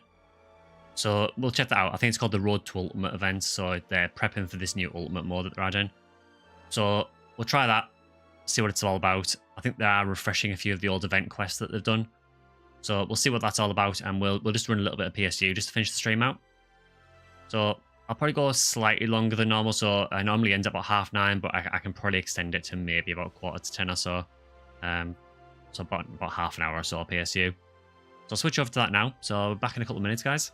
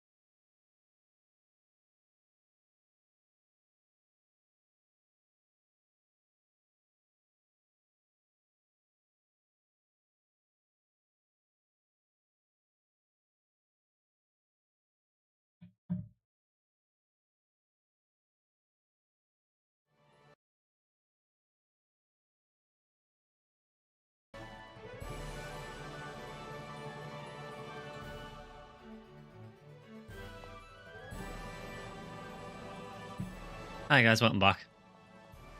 Yeah, so again, anyone who's playing Clementine PSU, if you want to join up, just meet us up in the Guardians Colony. I believe that the event quest's on at the moment, so we should be able to hopefully do a couple of runs of that.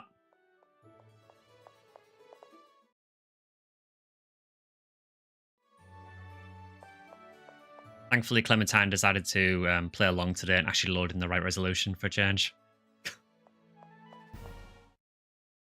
I've never known a game as buggy as PSU is.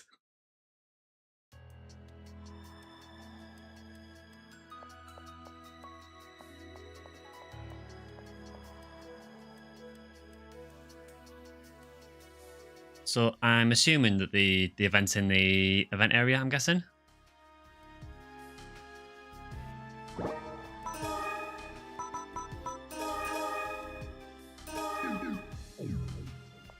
Gonna drop out, got a chance to play some online ESOE nephew. Oh, no worries, have fun.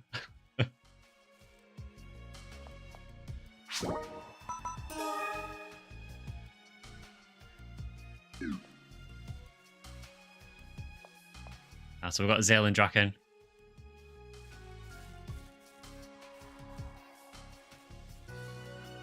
Oh, it's actually from here, the event quest. Oh, cool.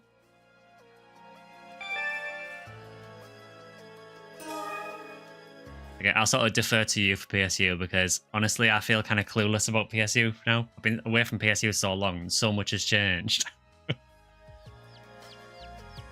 Even the menu sounds making nostalgic. Yeah, a lot of people have a lot of nostalgia for PSU now. which is kind of weird because it was kind of hated at the time, but I think a lot of people have come around to the game now. Yeah, it's only like, what, 15, 20 years too late.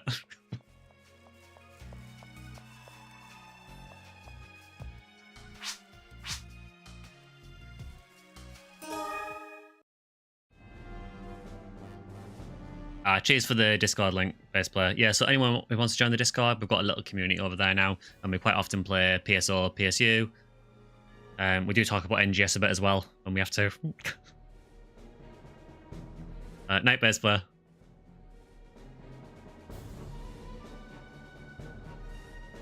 You liked it, but you felt the drop rates were too punishing. Yeah, so Clementine's a bit weird for that, so typically on Sega servers, I would agree that a lot of the drops were really hard on PSU. On this, I feel a lot of the... I do generally feel that a lot of the drops in Clementine PSU are much easier. I think at late game, like some of the very late stuff is probably a lot harder.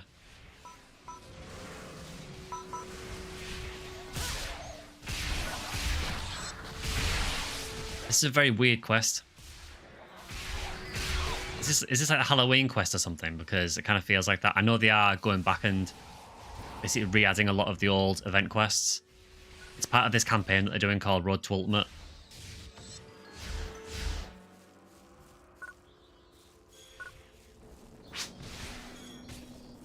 Yeah, I thought it felt like that.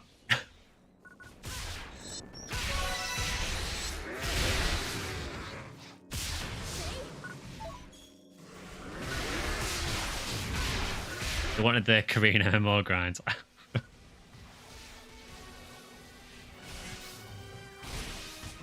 think the only Korean MMO I've played is I played back in the day, and we're going back a long way now. I played a little bit of Lineage 2. And that was hella grindy. To the point where I just didn't find it fun with how grindy it was.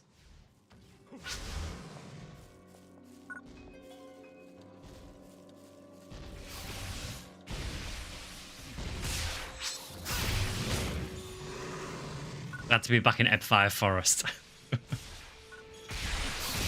Honestly, the least I think about Ep5 and PSO2, the better. I was not a fan of Ep5.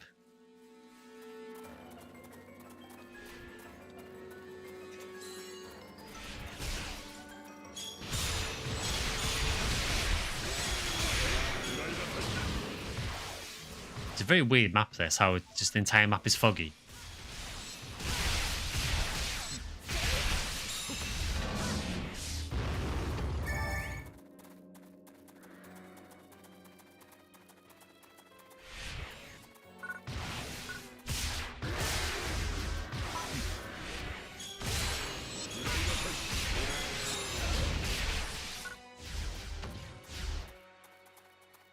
Yeah, I do really like PSU. I think it has aged remarkably well, to be honest. I think, being honest, I think PSU has held up in terms of mechanics and so on. I think PSU has probably held up better than PSO. PSO does definitely feel like a very old game now, whereas PSU has some hints of more modern games. So you do have things like camera control, which is novel in PSO.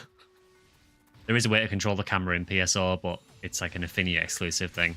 It's more for taking screenshots than anything else. You could technically do it on the console versions as well, but you had to have like a controller plugged into another controller port just so you could control the camera, and it was mainly just for the screenshot function. I do feel like PSU was the start of trying to incorporate some modern things in. I just got absolutely annihilated by that.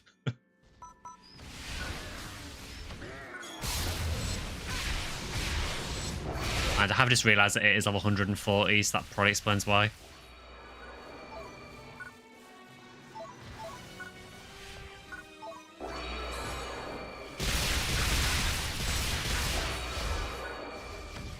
Yeah, I just feel that PSU is where they were starting to experiment a little bit more and kind of seeing what stuck. And some things work really well, and some things not so much, like the grinding system. Which, I recently did a video on the PSU grinding system just to explain it for people who've never played it before. And I forgot how awful it was.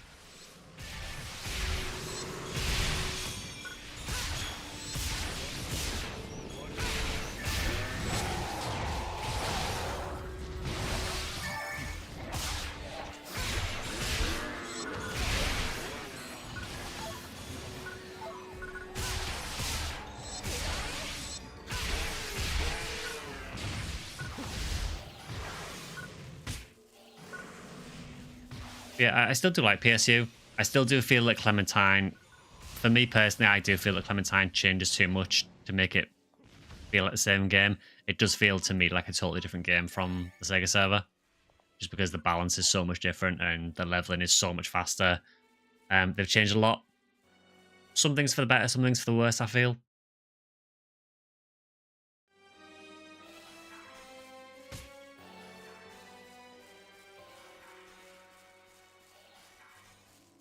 But it is nice going back and playing PSU again, you know, so many years later.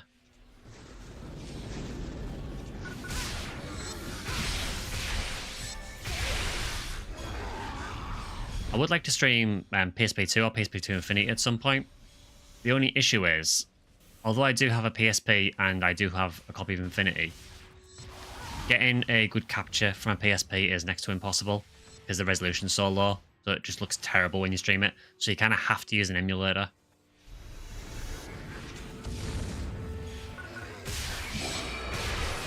But it might be something I look into because I would like to play some Infinity at some point because it's such a good game. And every time I play PSU, it just reminds me of how good Infinity was.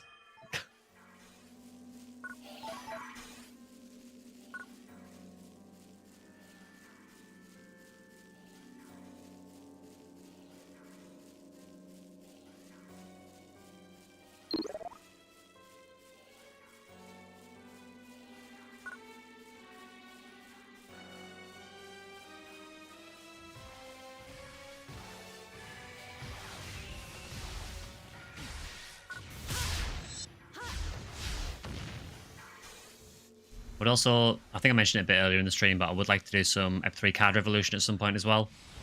Again, there was the same kind of problem with trying to capture it from the GameCube. You kind of need like a HDMI adapter just to make it look good. It's basically saying that Infinity needed a PC version with better graphics. I would love that.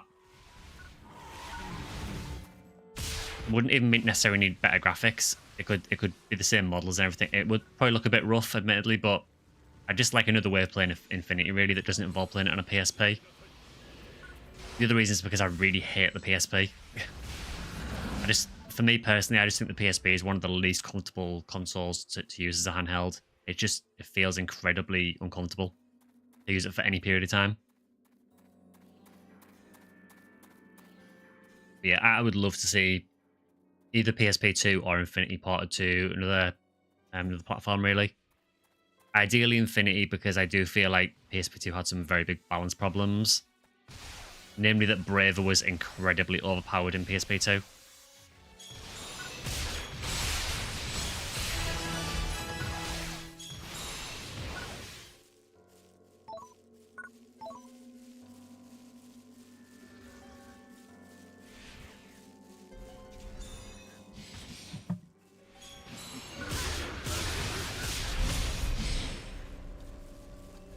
I think what I liked so much about Infinity really was that they catered a lot to different stages of the game, so it had a really, really decent story.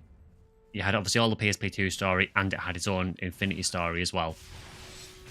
But it was also very capable at endgame as well, so there was quite a few different systems that you used to keep you playing. So there was a thing called the Rebirth system, which I honestly can't remember if that was in PSP2 or if it was added in Infinity. I have a feeling it was added in Infinity, I could be wrong.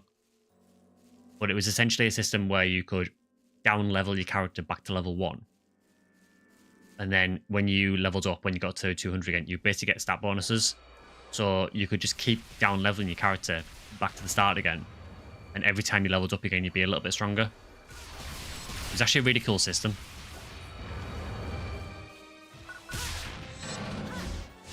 Got 260k, let's see if we get anything good. I'll keep my fingers crossed.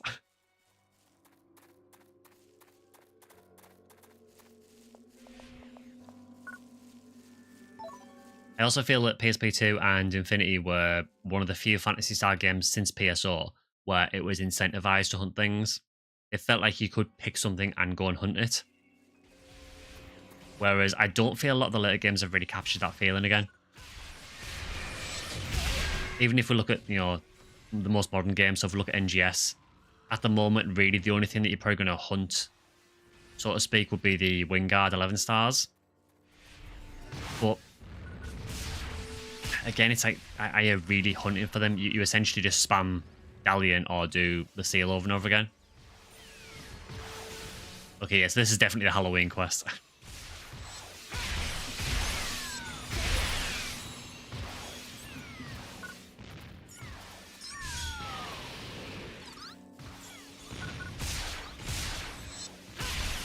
Fantasy Star Online Episodio 3 Card Revolution.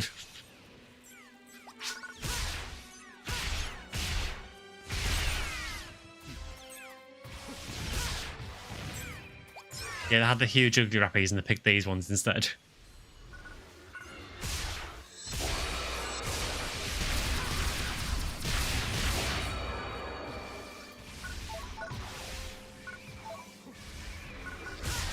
Yeah, honestly, it still amazes me that Sega haven't brought back any of the Phantasy Star games. Maybe they're worried about it potentially dragging people away from NGS, I'm not sure, but to me, it just makes sense to keep your old games refreshed.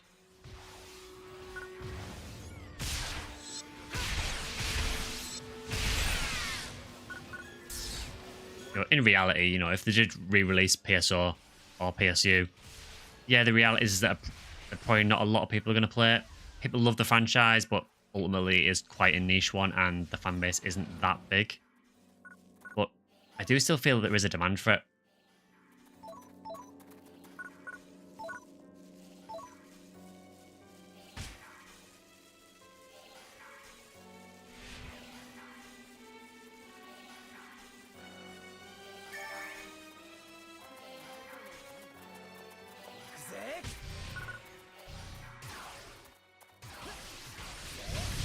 Oh, we have to fight Ethan, okay.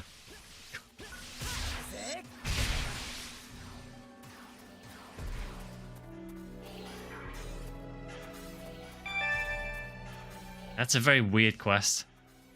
Oh, these are actually boxes, okay.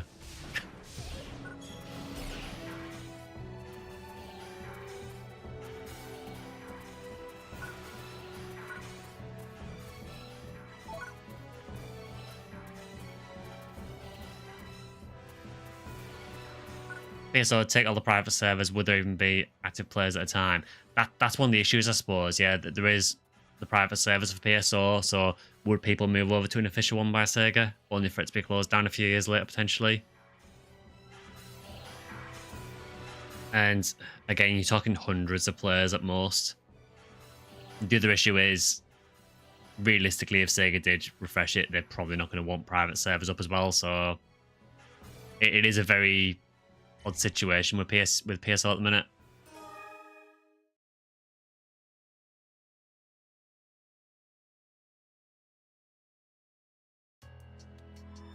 Yeah, well, I think give or take, there's probably, what, on a good day, maybe about 300 people online on Ephinea, maybe 350. And then add the other servers in. You may be talking, what, maybe 500 people altogether, possibly. Maybe it's not justified for them to re-release it for the sake of 500 people playing. But I'm still hoping, though, that because they are refreshing a lot of their old franchises, that hopefully they do something for PSO. That would be really appreciated.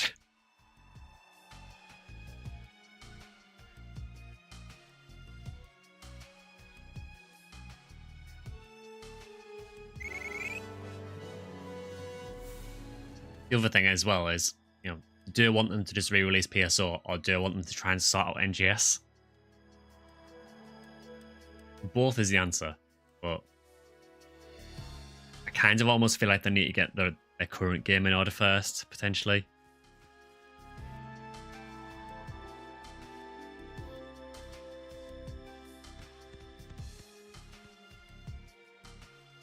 It is kind of crazy when you log on to PSU or PSO and it feels like the lobbies are just about as full as NGS. Now, yeah, there's going to be more people playing NGS, of course there is, but the population on global for NGS honestly isn't that big at the moment. I think on Steam chart, you're looking at about maybe 1,500 people, 1,500 to 2,000. Plus a few from Microsoft Store, plus the console versions. There's probably not that big a population on global. I would imagine that Japanese is probably a lot bigger.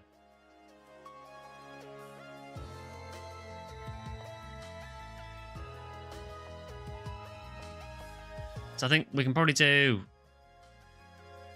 Yeah, we can probably do another run, I think, if you're up for doing another one.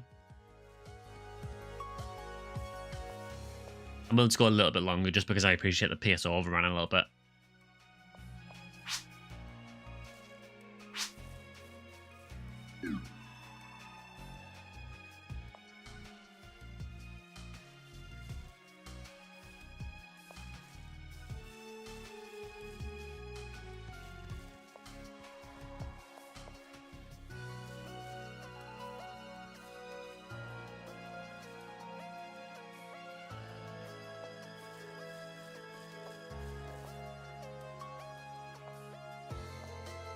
Yeah, I think the party broke Drax, so we probably need to reform the party again.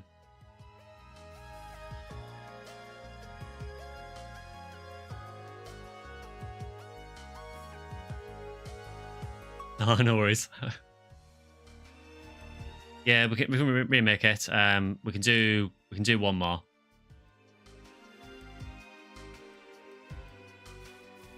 Re-release PSO, no remasters, only quality of life updates and HD textures. Yeah, I'm cool with that, honestly. That'll be fine by me.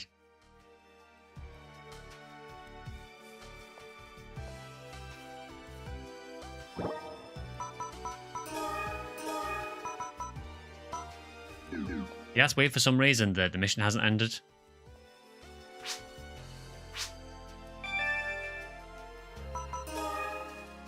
Now it has. That's really weird. Must be a bit of a bug with the quest, I'm guessing.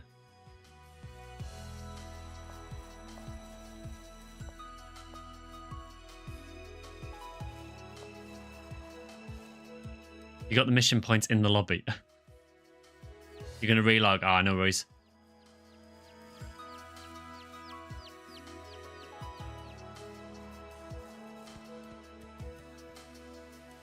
Yeah, it all seems to be a little bit buggy PSU for some reason. Yeah, I would love to see just a re-release. We need to abandon the quest. Ah, fair enough.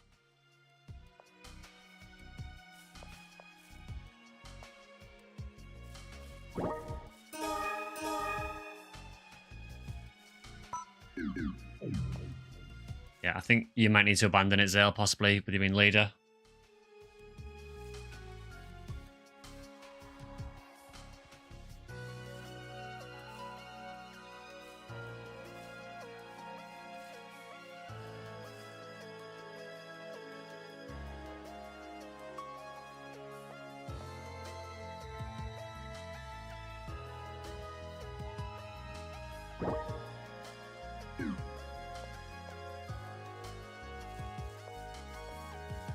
Yeah, is this bugging up so we can't invite back?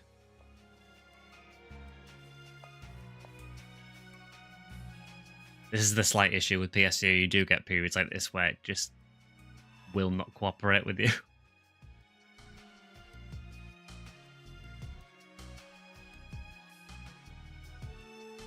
So you can't invite us and we can't abandon.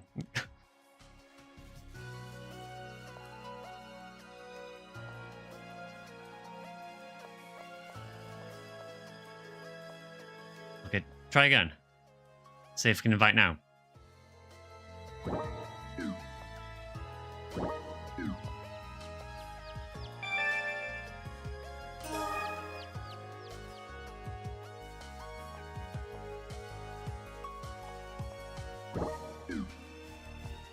There we go. Finally. It should not be that difficult just to sort a party out.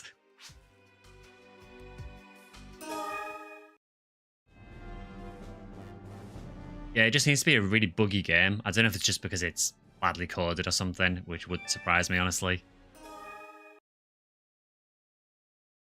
Oh, you got a Rappy Beak. Oh, nice one. Yeah, so the Rappy Beak you use for the Rappy Mag.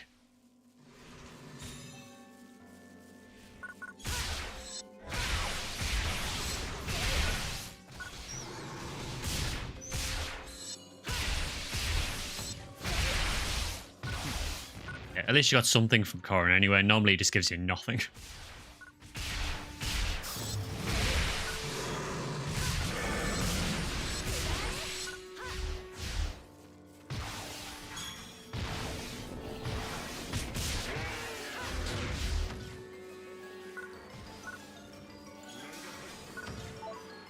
Yeah, so this will be the last run of the stream for today, I think.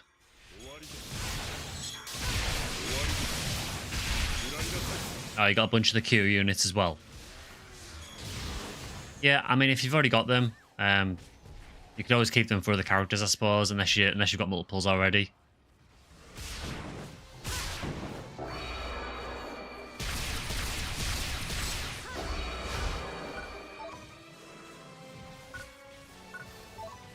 To be fair, you normally do get a big pile of them from Corrin anywhere.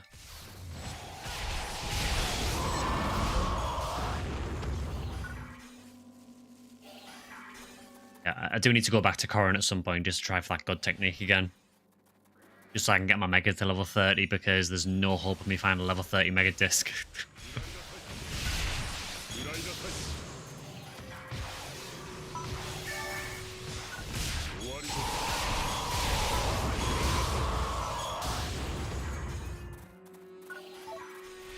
Because level 30 attack techniques basically do not exist. Still never seen one drop in all the time I've played PSO for 20 plus years. I've never seen a level 30 attack tech drop. Support techs are not too bad, but yeah, the attack techs are just ridiculously rare. So I would quite like that God technique just to help me out there. I'll have to throw some more Mazetta at him next time I play PSO, or next time the God technique's up.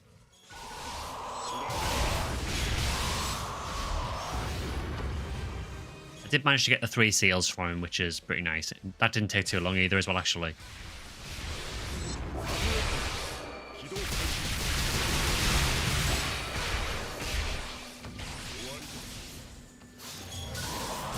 I would Nano Blast, but the enemy's level 140, I'm only 96, and I've got the power Nano Blast, which makes me take more damage. So I kind of feel if I Nano Blast, I'll just die immediately.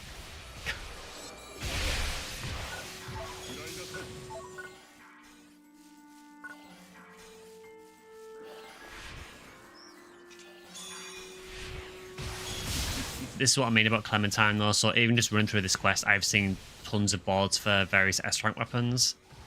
And for anyone who played Sega, you'll know that just wasn't how it worked on the Sega servers. You had to work to get S-ranks, really.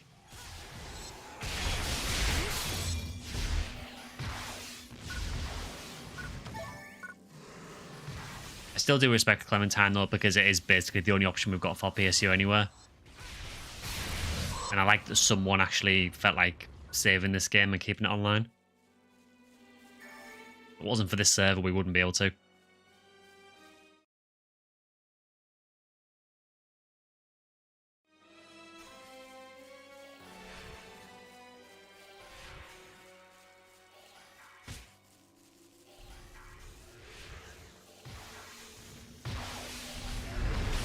It sounds like PSO 2 is going to be online as well once the Sega servers eventually go down. They've already announced that they are going to be doing a PSO 2 server as well.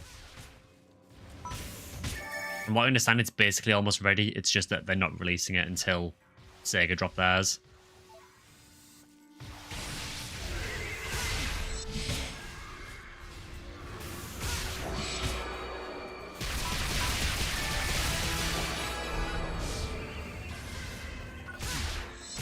Which again is probably the right decision. Because I would imagine that Sega would probably feel quite litigious about that.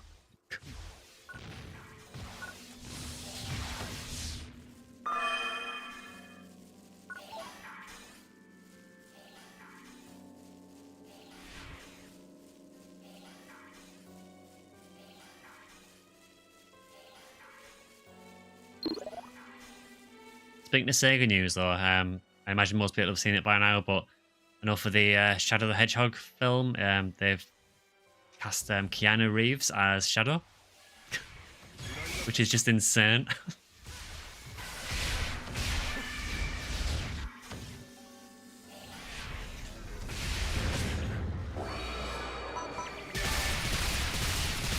I'm not against it, it's not something I ever really pictured happening, really. You know, Keanu Reeves in a Sonic the Hedgehog film.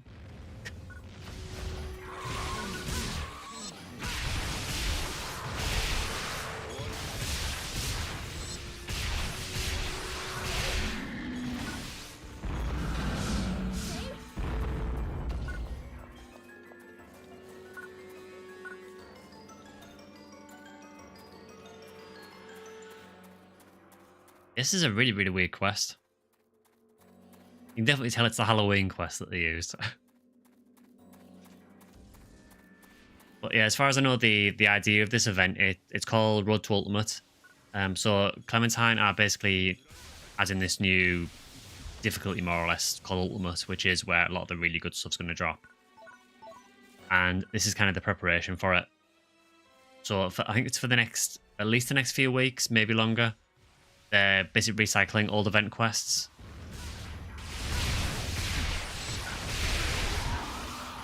Just, I suppose, to get people leveled up and get people ready for Ultimate. It's a pretty good idea, honestly. Just keep the game fresh while you're working on the new updates. I do find it kind of insane that private servers can do stuff like this, but NGS... I said this in my NGS video recently, but I kind of feel that all they need to do with NGS at the moment, while we're in a bit of a downtime for content, my opinion, all they kind of need to do is basically go back to some of the older content and just refresh it so that it's current and relevant. That would help, I think.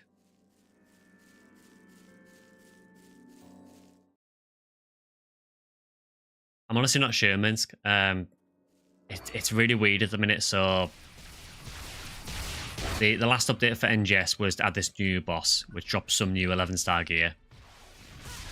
It's a very, very hard quest. So the idea was that you hunt through this very difficult 4-player quest. There's like limited incapacitations in it. It's only 4-player as well, for a chance to get these new 11 stars.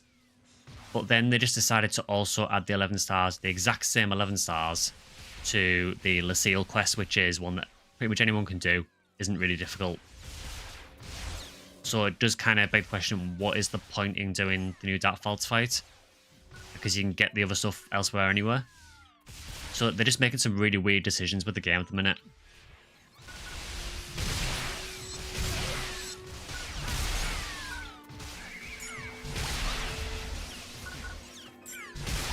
But yeah, it's just strange that, we've got private servers who, while they're prepping new content, can do loads of boost events and everything.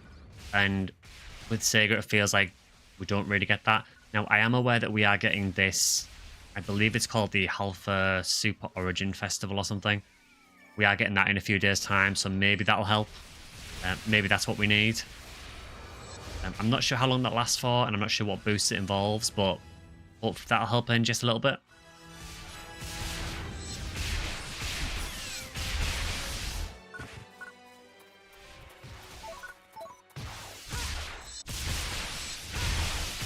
Do seem to be hyping up the new festival quite a bit, so I'm hoping that it's going to be a pretty big one.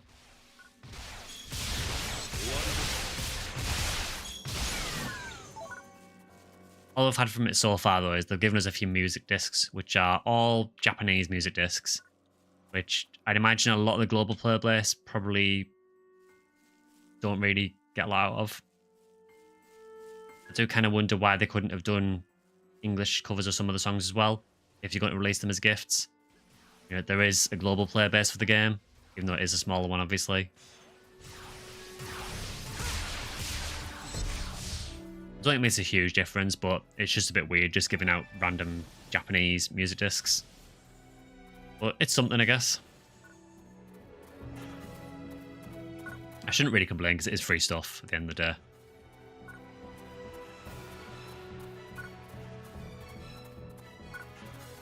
Yeah, pretty poor drops that time.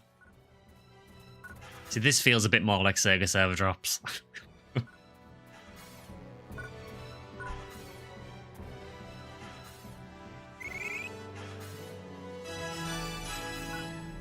It's got 47.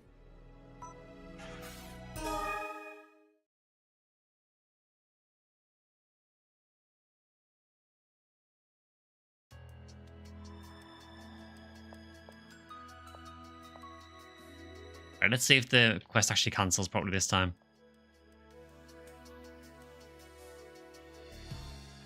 Okay, so now it says cancel the mission. Yeah, I think it's actually worked that time. So I think, yeah, you abandoned it. It's Probably for the best, to be honest, given what happened last time. Oh, I didn't get the mission point menu again. It must just be a bug with that quest then, I'm guessing. I got it pop up both times. But yeah, it must just be buggy. Anyway, I think we'll probably end the stream there for today. So thanks everyone for watching. So just to recap, there'll be an NGS video midweek and then either a PSO or PSU video towards the end of the week. I haven't decided, well, on the weekend. I haven't decided which yet. There is the Discord, so I will pop the link to the Discord again in the chat just as we end the stream for anyone who wants to join there. But yeah, I think next week we'll probably do some PSO on stream. Maybe a bit of PSO episode 3, potentially. We'll see. But I'll keep you guys updated anyway, so just keep an eye on my community posts if you do want to keep up to date what's going on. You can also follow me on Twitter as well, or X, which is at SectionSkyly, and I tend to post on there whenever I'm live or putting videos up as well. Again, if you enjoyed the stream or enjoyed any of our videos, please consider liking, subscribing, or joining as a member. No obligation to do so, just it's there as an option. But for the meantime, I will see you guys next week. And like I say, feel free to drop by the Discord if you want to. But yeah, see you guys next week. See you guys.